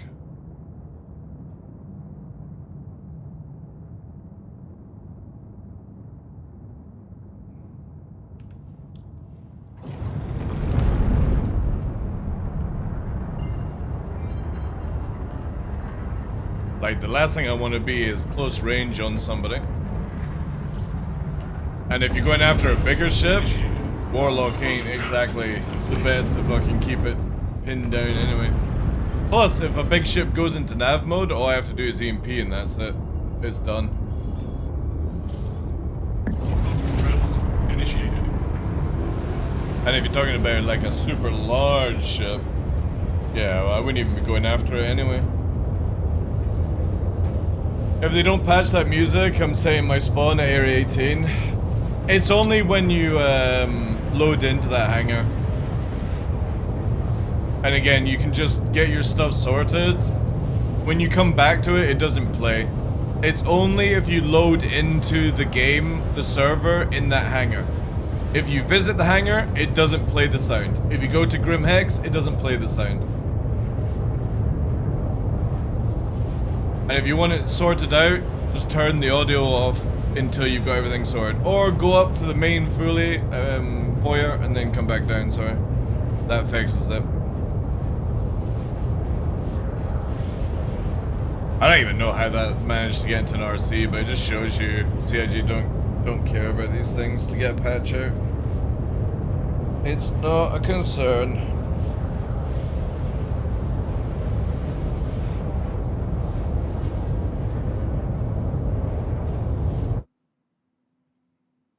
Let's watch this again.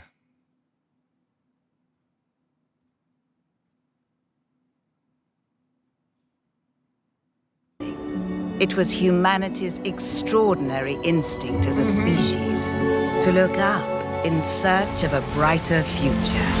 That created Zeus. I like Dune Awakening's and first carried music us channels into where you could space. change the music station. That was kind of cool. There were no maps for where we were headed, and there are still none today. Our path is I wonder why. lit, Wonder not why by there's no map. certainty, but by boundless possibility. Our desire to learn all we can in this universe we call home. And to carry that knowledge forward, so that each discovery we make inspires the next.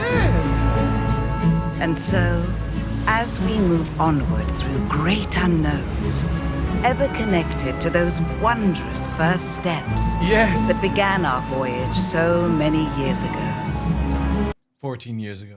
Each evolution carries us forth on our infinite adventure to tomorrow. Yay! And now, I believe the future is just about ready. Let's take a look, shall we? Just because it fits so much better. Let me just let me get to it. Welcome Oh, to my for bank. fuck's sake with the ads. Revolut. With its layers upon layers of protection. Fuck you.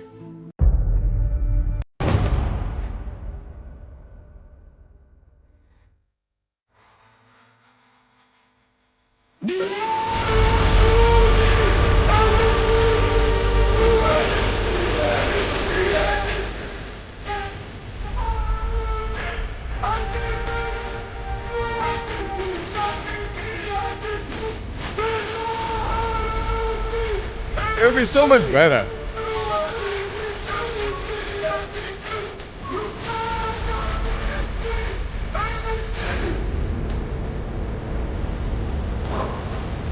You can see the galaxy behind the Bengal at some point in the trailer. What do you mean galaxy?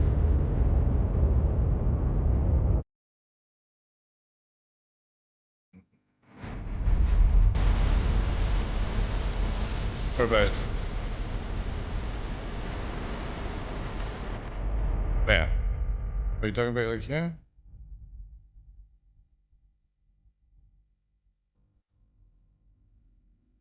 Oh, RSI Galaxy. Oh shit! I never even fucking noticed that, but yeah. That one there. Cause that's the Perseus. That is a little sneaky, yeah. That's what I thought you meant, like, as in, like, you could see the galaxy or, like, a different galaxy or something like that. I mean, it's meant to be coming out in what? In, IE this year? Is there no other little snippets? Did you see it behind here? Nah, okay. Yeah, nice catch. That definitely, yeah. That is Galaxy there. That one there. That's Perseus, and it's the other one that's the Galaxy there. Just because of the curved engines at the back. Ooh, okay. Well, it's not for you, Duncan. You know? A lot of people are probably wanting their Galaxies. Quantum travel initiated.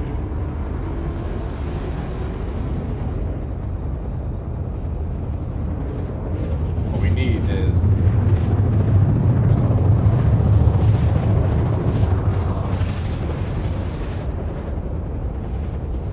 We need... Quantum travel complete. Where are you? I had that. There we go.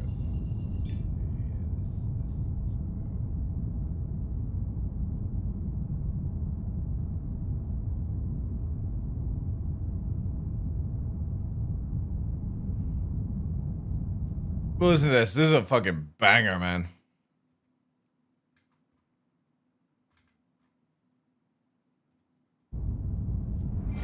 Oh. Glaive redesign. I know. When.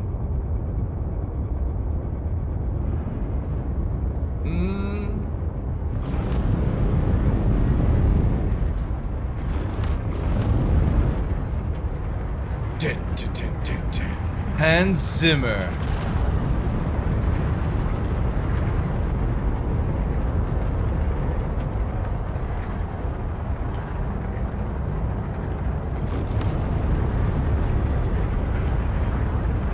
I think I've lost a lot of textures though. Oh, there's something weird going on. Something very weird. Proximity alert.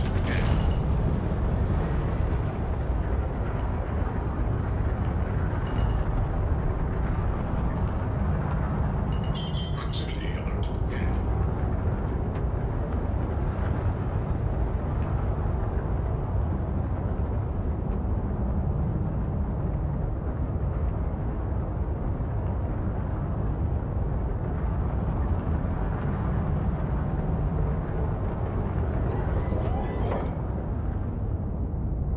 Landing gear deployed.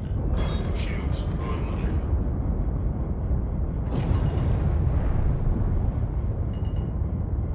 Proximity alert. There you are. Oh, a little rough. Welcome to New Babbage. Engines offline.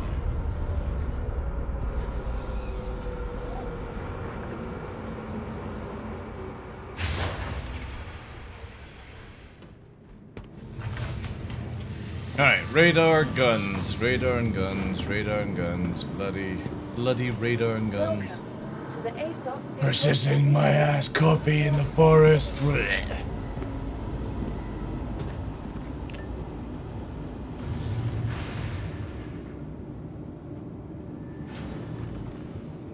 I think the galaxy looks cool. I'm interested to see the bridge.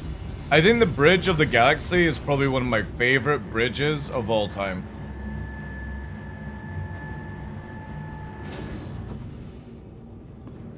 I have an artifact? Where? Okay.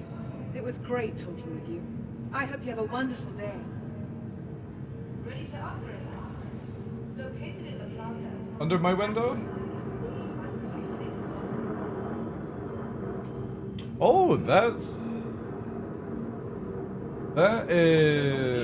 You know, got my irons in the fire. Just out there grinding for credits. Probably the ad thing. Don't serve that dream. Wow, really keeps me going. Just wow.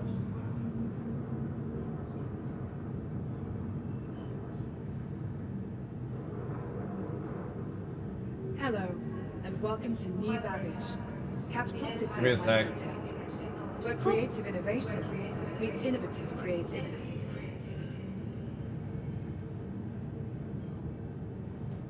Is it that? Oh yeah, it is that. What is that, chat? For the latest updates, function availability, and gate times, please use one of the conveniently located... I need to find out where that is. Give me a sec. Boop. From all of us at Microtech, welcome to the New Babbage... Oh no, wait. Shit. Sec, chat.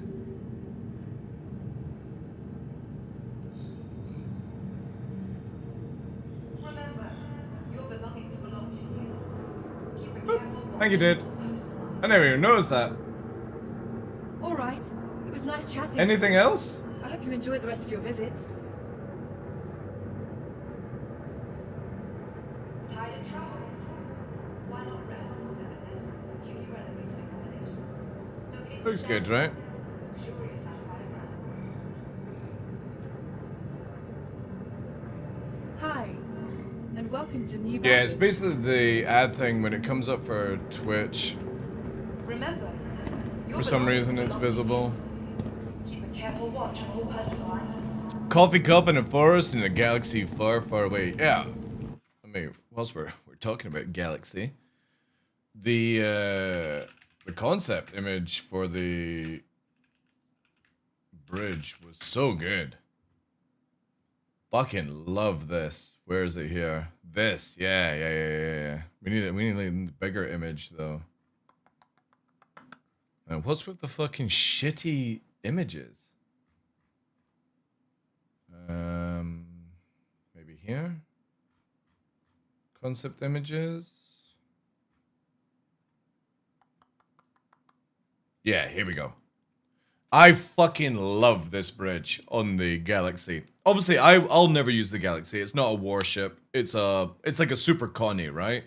But I love this. I love how the pilot's in front, then you've got the captain behind, and then you've got the two utility. I hope it stays like this because this is such a sick bridge. I kind of wish like the Polaris had been like this or the Perseus a little bit as well, but hopefully they won't change this because this is really cool for the Galaxy.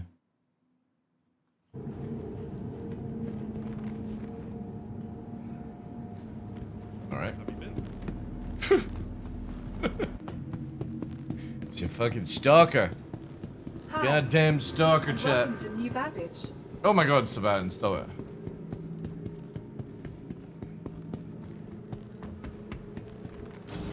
it. FPS is really good though. I'm getting 100 FPS at Microtech. What the fuck?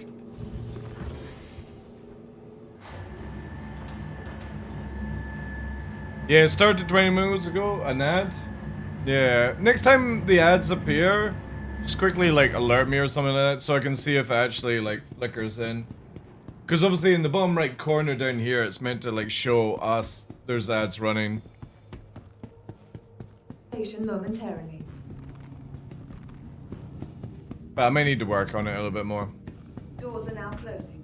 The problem is I can't work on the ad system unless I'm running a stream system. I gotta be live because you can't fake ads on Twitch. Which would be a great way to actually test out, but...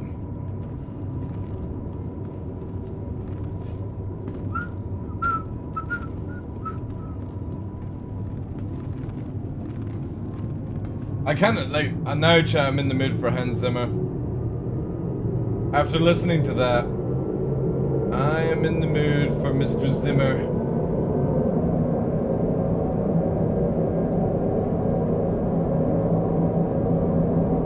Start with this one. This is a juicer.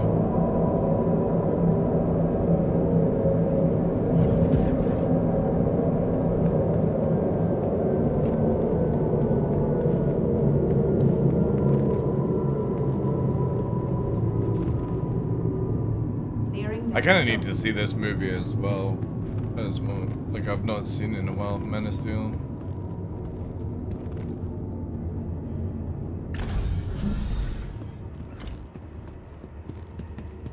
Henry Cavill should totally get Hans Zimmer to do the music for the 40k series. That would be so good. Hans Zimmer doing 40k music. Ooh. That would get the spine tingling. Hello, and welcome to New Babylon. Wait, the hell's... Capital city of my project. Alright, know your eyes back Where now. creative innovation meets innovative creativity. Such a long way just to buy things.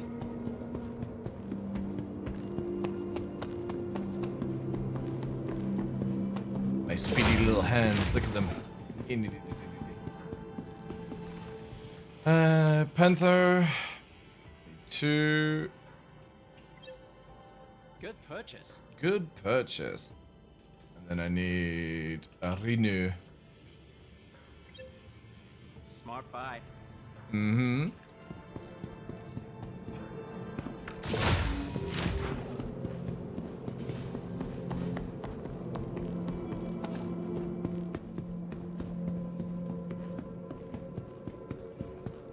Parkour.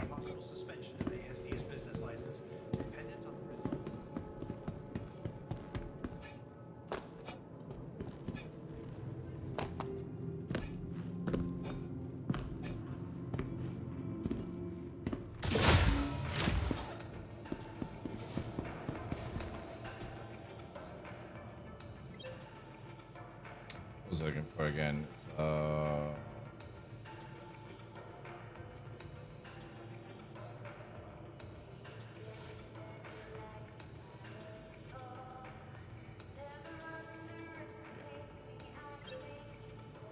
Sick. Alright. Finally. It's taken us a wee while, but we managed to get the build back on again. CIG stealing my stuff, as always.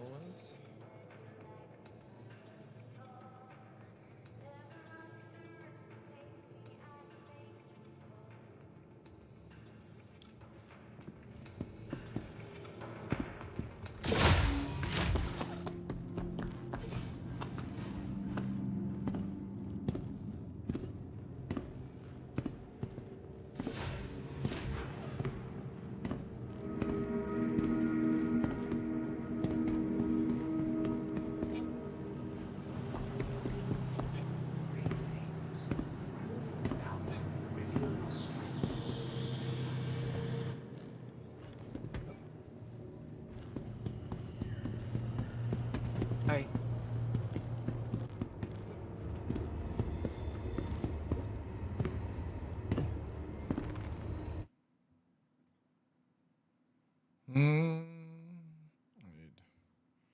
Hey, Wolf, how you doing, dude? What am I looking for? We got like maybe 45 minutes for it then. Where are you? I'll keep this up and... How's your day, Wolf?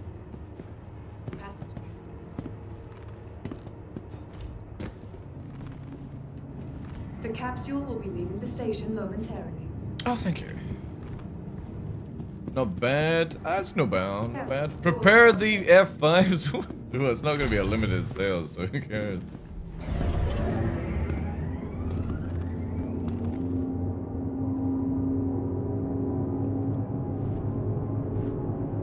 Microtech. I always say this, and it's one of the things that you can always tell things get improved and better. I remember when this first came out and it was 5 FPS traveling through this damn thing. Now it's 86 in like 4 years. So by the time this game comes out, there's a good chance it'll be over 100 FPS whilst doing Microtech tram. When it went through the mountain, I've seen it go up in space sometimes. Like it would desync and fly up into the space. Just go fucking vertical. It was so funny. It's still janky, but again, when it first came out and it had like 5 FPS, it was terrible. Those days were wild, yeah. Good news is, by the time this game comes out in 2075, If you guys didn't see the hint, by the way.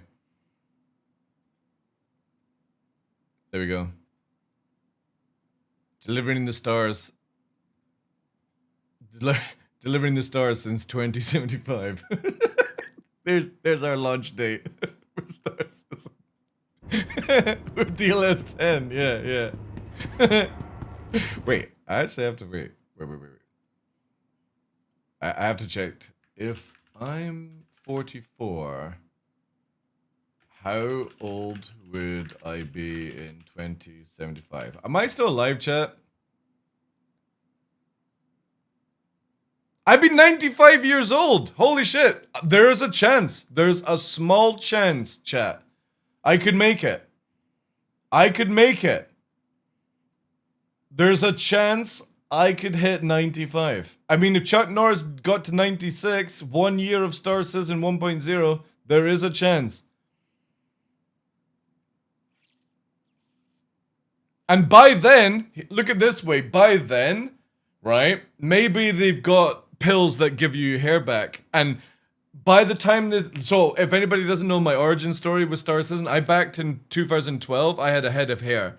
I'm now 14 years later with no head of hair. Maybe by the time 1.0 comes out, stem cells allows you to have a pill and my hair will be back.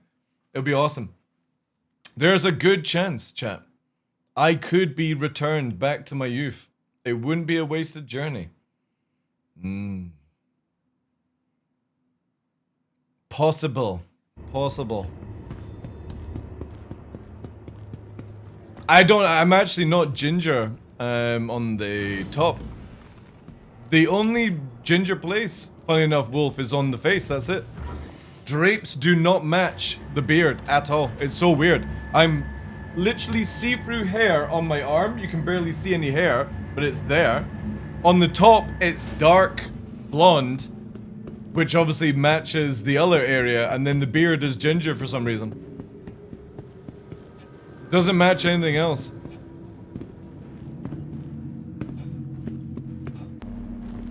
I have too much hair if you want it? No, I'm good. I'm good.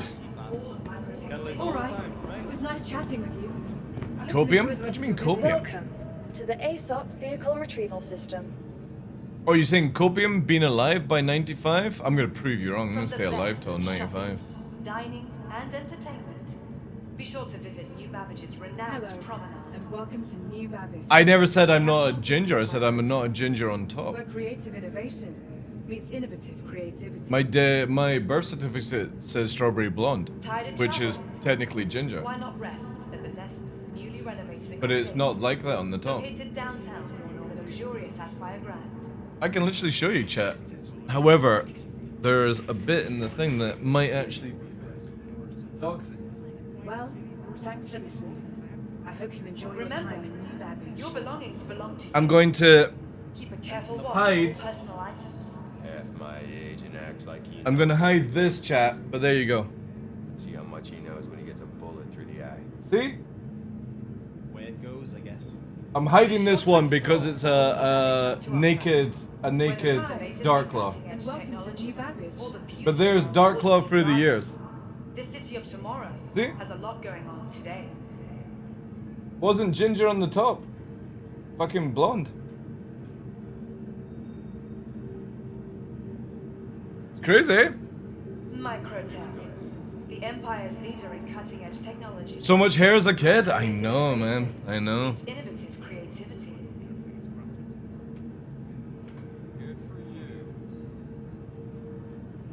Also, if you want to see it, if anybody's from the UK, anybody from the UK seen this one?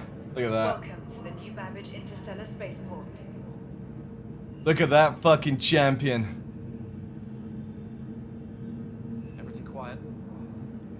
Back in the days, Mighty Duck fucking top. The latest updates on ship availability. Wolf from Gladiators. Please use one of Fucking signed as well. Goodbye. There you go, that's a bit better. Look what a fucking psychopath that guy looked like. Alright, it was nice chatting with you. As like fucking... Didn't get to meet Jet though, which was a bit annoying. Jet back in the day, oh my god. Oh, he looks like a pedo? Probably was. I mean, everyone seems to be a pedo around there. Jet from Gladiators. Actually, before I do this, I better just double check we don't get. Let me let me put this on you. Jet back in the day. Holy shit. Look at that. Whew. That was like what, 90s? Was it 90s? Yeah. Gladiators on Saturday TV. British shit. Did you guys in like America and stuff? There's the guy there, Wolf. Funny enough, he's bald. Yeah. Did you guys ever get like a show like this in America?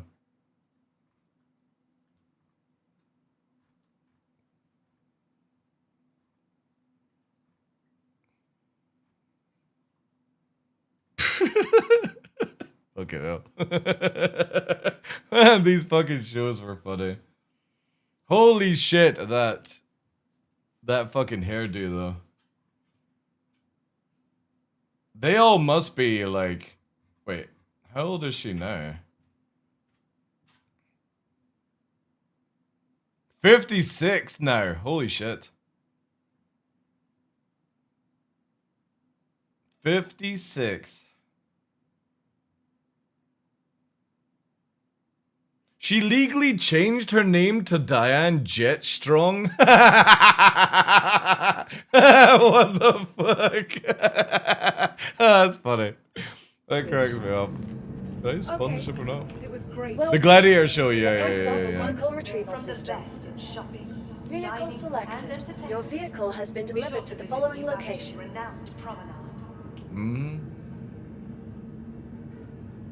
Oh dear, did Griffin get timed out for 5 minutes for typing in wrong commands? Hello, and welcome to New Babbage, capital city of microtech. Where creative innovation. We copied it from Americans, did we? So they had the Gladiator show then, okay.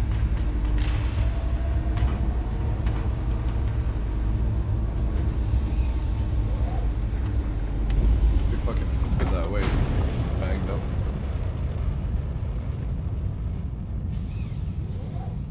Aegis combat system activated. Systems green.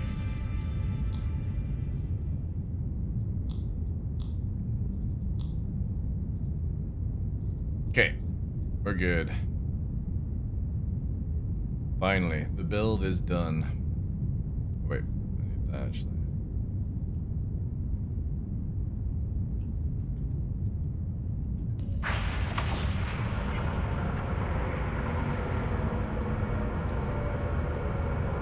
Shields offline.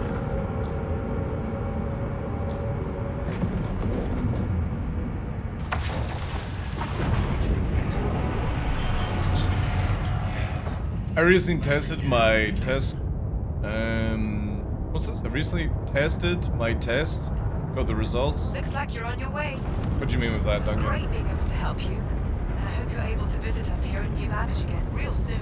I remember every week trying to figure out which one of the gladiators Rika Johnson was currently hooking up with. Oh, yeah. Oh, test run, yeah. Yeah, I don't even need to bother with a test run test right now. I already know where it'll probably be. It'll be like, oops. I wonder if I actually took the stuff that lowers test run, would I actually get a fucking head of hair back again? That would be interesting, but can't be bothered. Oh, insufficient fuel.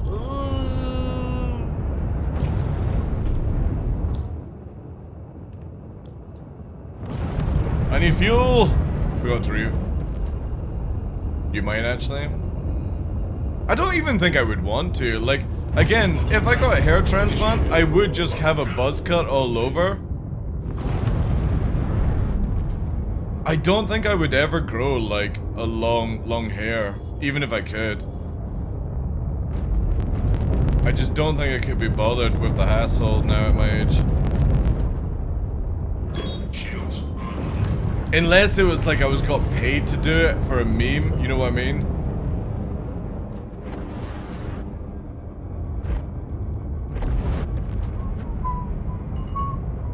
Landing gear deployed.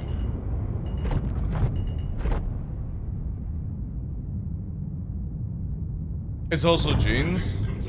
True, yeah.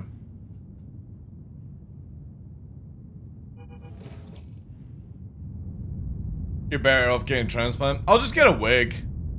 I'll get a Trump toupee or something like that. Yeah, it is, yeah. If you do exclamation mark song, it'll tell you what I'm playing. Unless it's like off a YouTube video. Shields offline. Landing gear rejected.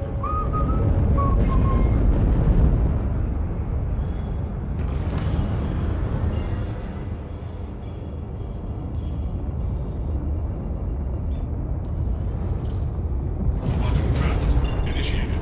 Quantum travel complete. Oh wait, there she is. Oh. Wait, that's... Wait, am I reverse round again? Yeah, there we go.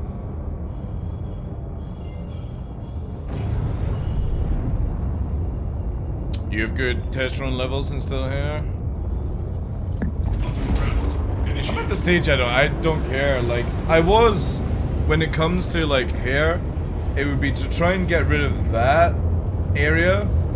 So that was like actually bald, you know what I mean? That's the only bit that pisses me off. It's like a very small area that doesn't seem to give up, you know? Well, the problem with transplants is even if you get a transplant, it still doesn't take sometimes. You could have to have 2 or 3 times. And the thing is though, is you can see here on this side, right? I can grow hair on my back, but it's just like I would have to get on the top, and even then, I just don't think I would grow hair. I'd probably just have like a buzz cut all over. So I was actually half tempted, because I'm fine being like this, to get the stuff that gets... You get the like the laser treatment to get rid of hair follicles for good, right? Because then I could just buy some really good quality wax and blind the fuck out of you guys on a daily basis. Hey TheDarkLaw, I'm good, dude. How's things with you?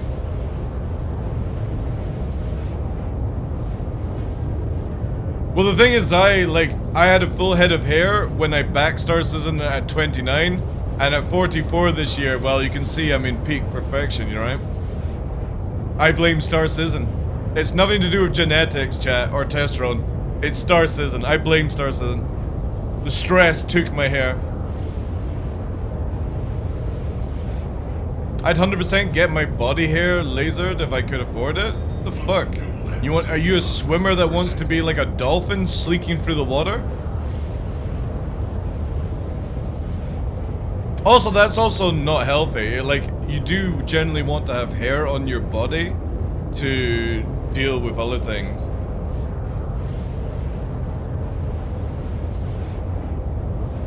Autism sensory issues? Okay.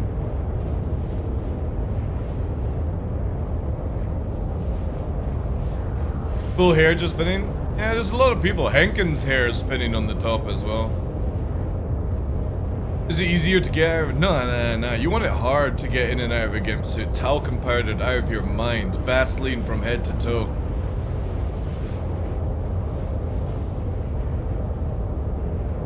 Sue Chris for emotional trauma of making you bald? Again, who knows? I haven't got the laser treatment because you never know. I might win the lottery. It might be like, you know what? Fuck it. Let's go and do like 2 sessions of hair transplant just to see. But again, I would just have a shaved head all over. Like a 2 buzz cut. I don't think I would ever grow long hair. I don't think it would suit me, personally. But hell's, like, if I had to spare 4 grand around, it would never be used on a hair transplant. There'd be so many better things, you know? 50%. My hair is down to my belly button. What? It just goes down in a line, does it? Joe Rogan tried and failed? Yeah, because again, like, some people take it, some people don't, you know? Again, for shits and giggles, chat, I'll just get a wig. I'll get like a Donald Trump wig. I'll get like a Fabio wig. Fuck it. You get some good wigs these days.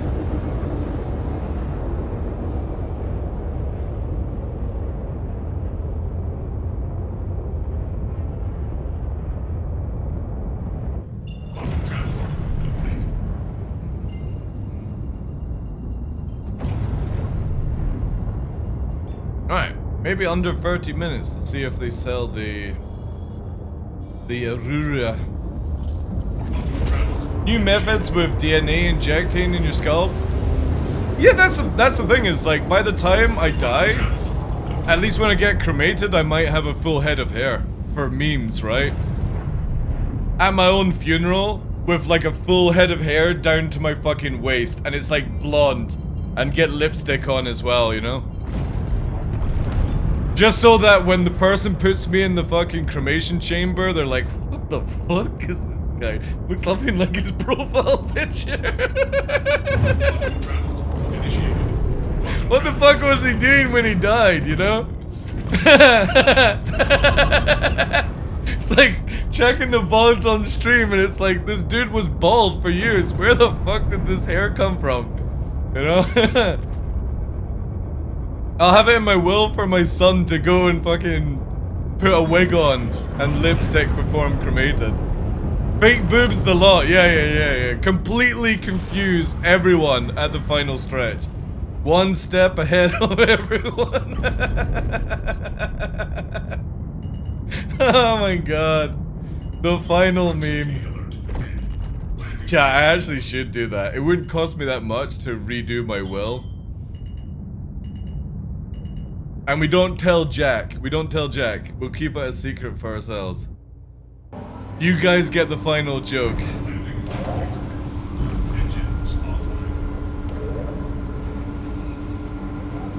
A GoFundMe? No, we don't need a GoFundMe. It's only like £200-300 or something to redo a will.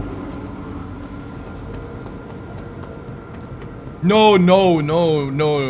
We want it to be a wig, Monk. We want it to be a wig, dude.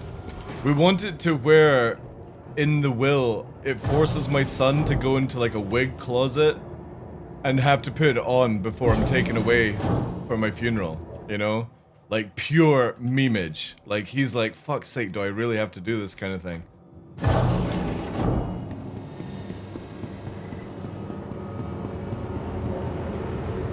Nah, like, the thing is though, is like, if I was desperately wanting to do like a hair transplant, I'm pretty sure we could do a GoFundMe and everything. The thing is though, is like, I wouldn't want to go through all of that and then it doesn't work, right? Yeah, I've got a son, yeah.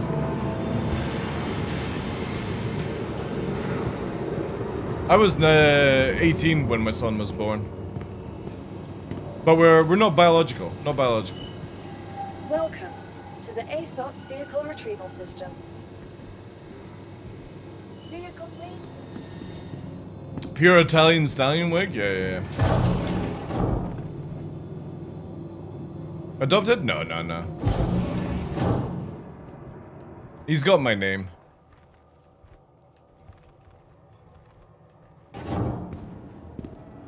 Wait.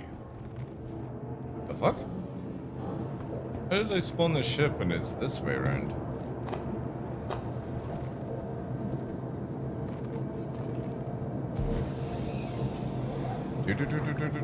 Nah, I was with his mother when I was young, head over heels, in love, all that kind of stuff. For me, like, I don't get with people unless, like, I'm very old-fashioned, if that makes sense. Like, you could probably, my body count is probably under 2 hands in my whole entire lifetime. And, yeah, I was with his mother, and obviously, you know, she didn't know she was pregnant, which is a weird one. But we had been together for like 8 months, and then obviously she started to get, you know, blah. And obviously she was with quite a religious family, and she couldn't go through like abortion and stuff like that. So I white knighted, and yeah.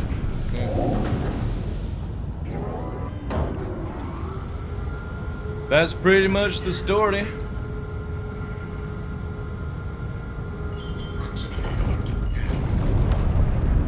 you got cucked? See, the thing is, it's difficult because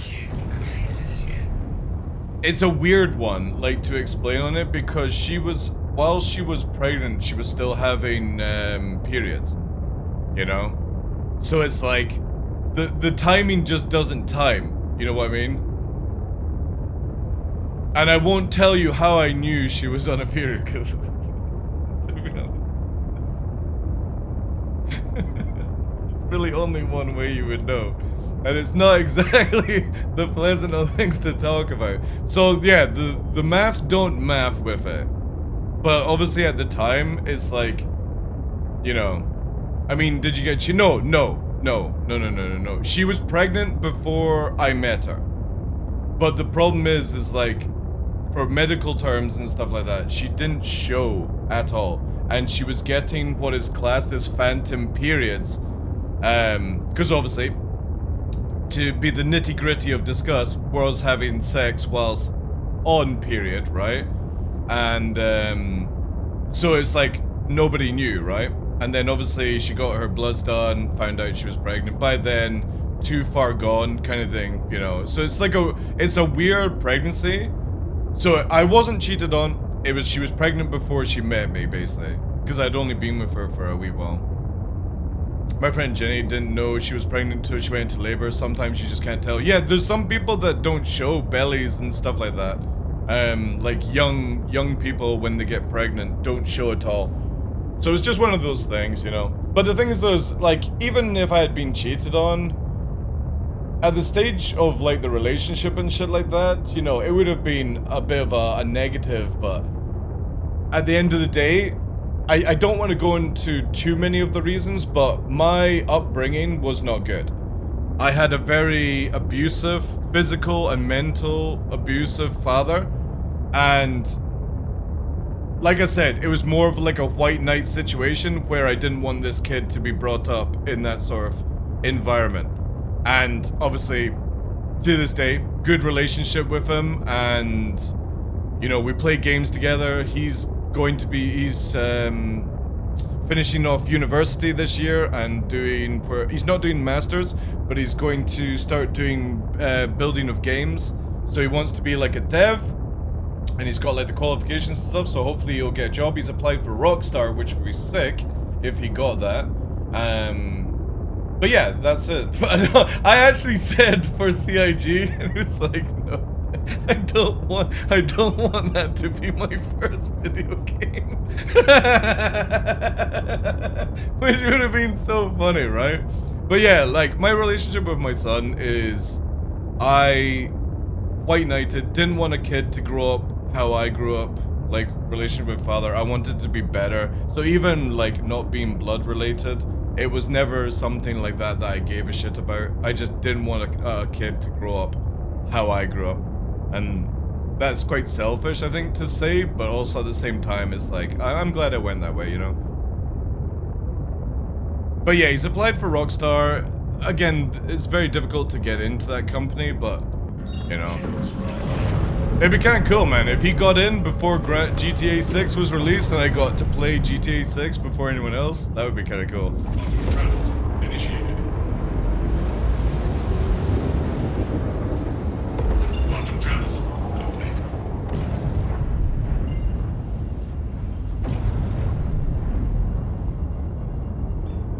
I genuinely don't think CIG would recruit him anyway. Even if he wanted to work there, I don't think they would. The moment that he would apply, and it's like, next to Kim is TheDarkLaw. CIG are like, fucking pressing the red button under the desk, like, fucking no, don't accept this one.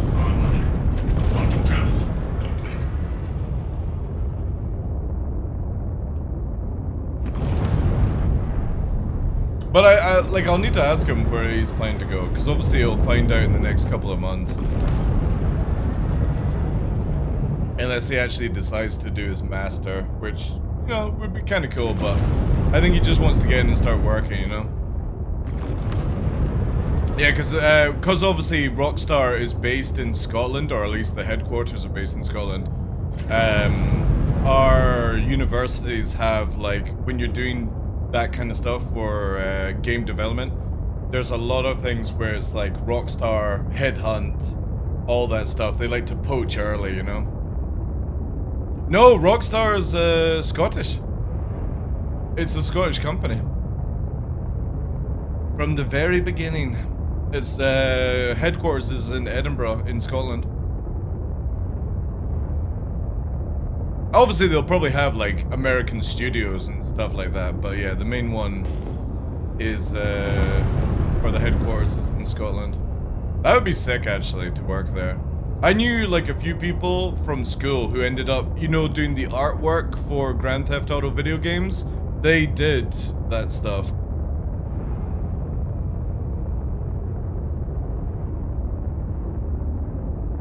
Are you looking up at the right one? Rockstar is definitely Scottish, dude. I can tell you that, because before some of the Grand Theft Auto games we had the Rockstar studio in Edinburgh.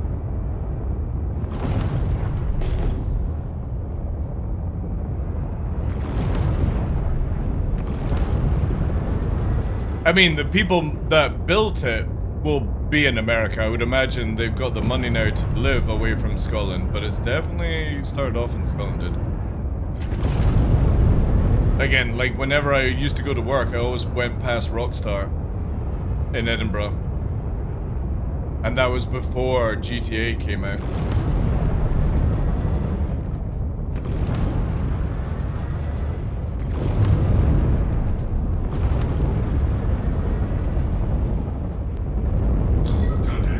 Contact.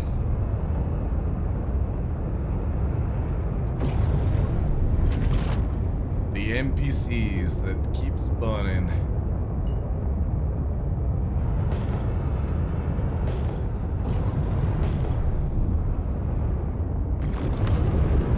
Looks like they're multiplying the amount of NPCs.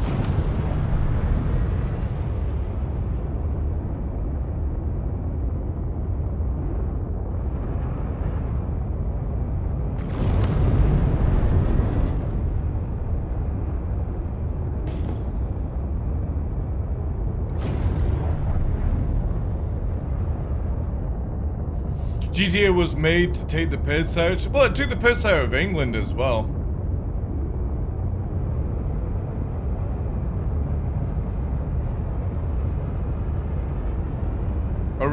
The very first Grand Theft Auto game was still one of my favorite games to play to this day. It was so good. It was just so unique when it came out, and the memes and stuff, and then obviously they started to do with like what was it called? Not Sin City. What was that Grand Theft Auto spin-off game that took it to a more goofier level? Oh yes, it does. See, the ads are busted on that then. Yeah, I need to disable that then, chat. Give me a sec. I'm gonna fucking nano away here. I'm gonna get rid of this fucking thing down here. Give me a second.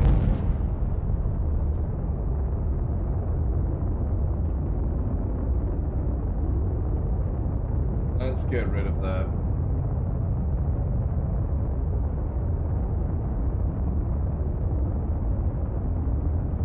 Or wait, can I actually get it to like...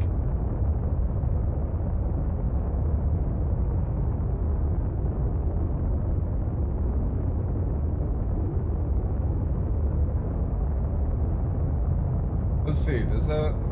No, let's just get rid of it completely.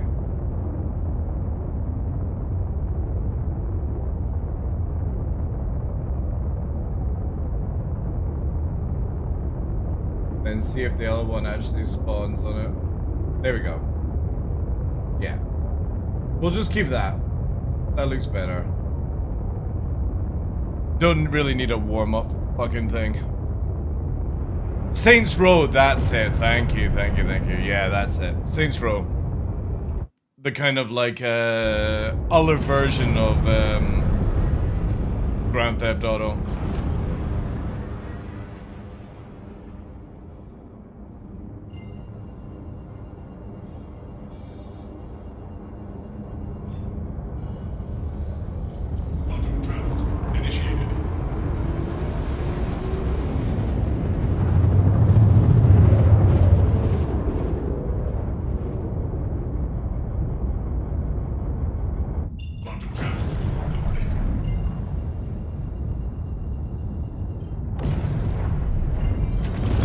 Rockstar Games UK Limited, formerly DMA Designs Limited, is a British video game developer and a studio of Rockstar Games based in Edinburgh.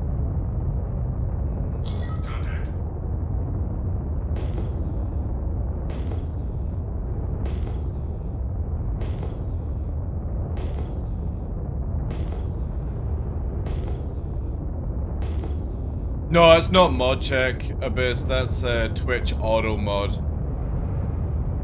Can't do anything about it. It's particular on interesting things. Because you typed giant blue dildo, like it auto flags it. If you type dildo, I don't know if it would or not, but yeah. Twitch is funny. Sometimes it will auto mod, sometimes it doesn't. But because we do sponsored segments on the channel, yeah, there you go. It doesn't like the word dildo. It's not happy because of it. And even if I tell it that dildo is a fine word, it'll still lock it down. It's so silly. Like their auto mode is way too ferocious at times. You got an ad for condoms? Well, we were talking about pregnancy, so that's kind of on point.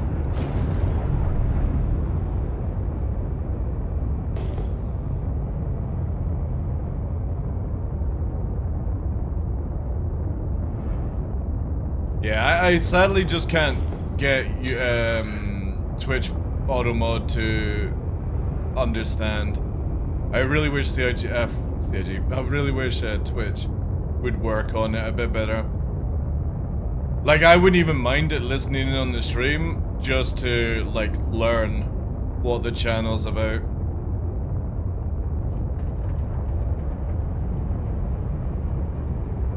So I remember, like, before I got, oh, hello. Before I got Twitch Turbo, I remember getting an ad on a content creator's channel for poppers in the UK. And if I remember correctly, isn't poppers something that gay people use for sex? Like, to really, like, open up the sphincter or wherever the fuck it is, right? And I was always confused about that one. I was like, why the fuck am I seeing this on Twitch?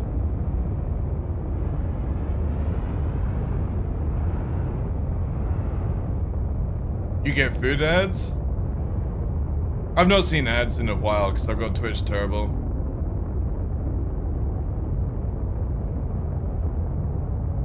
Alright, Preacher 96. I'm coming for you. Chicks use poppers too?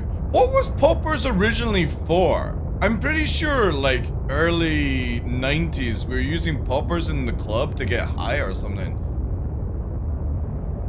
I didn't realize it became something for, like, gay sex and stuff, you know?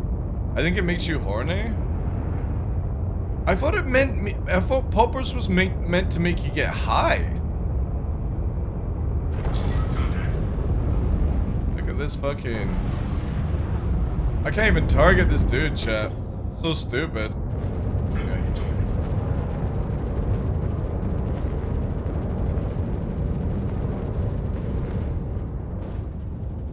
Go, NPCs, go!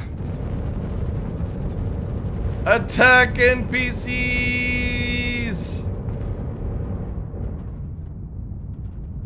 Man, this dude is like oblivious.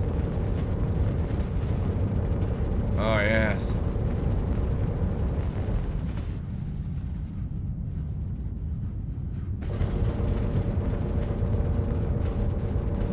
And the Apollo's actually pretty tanky, eh?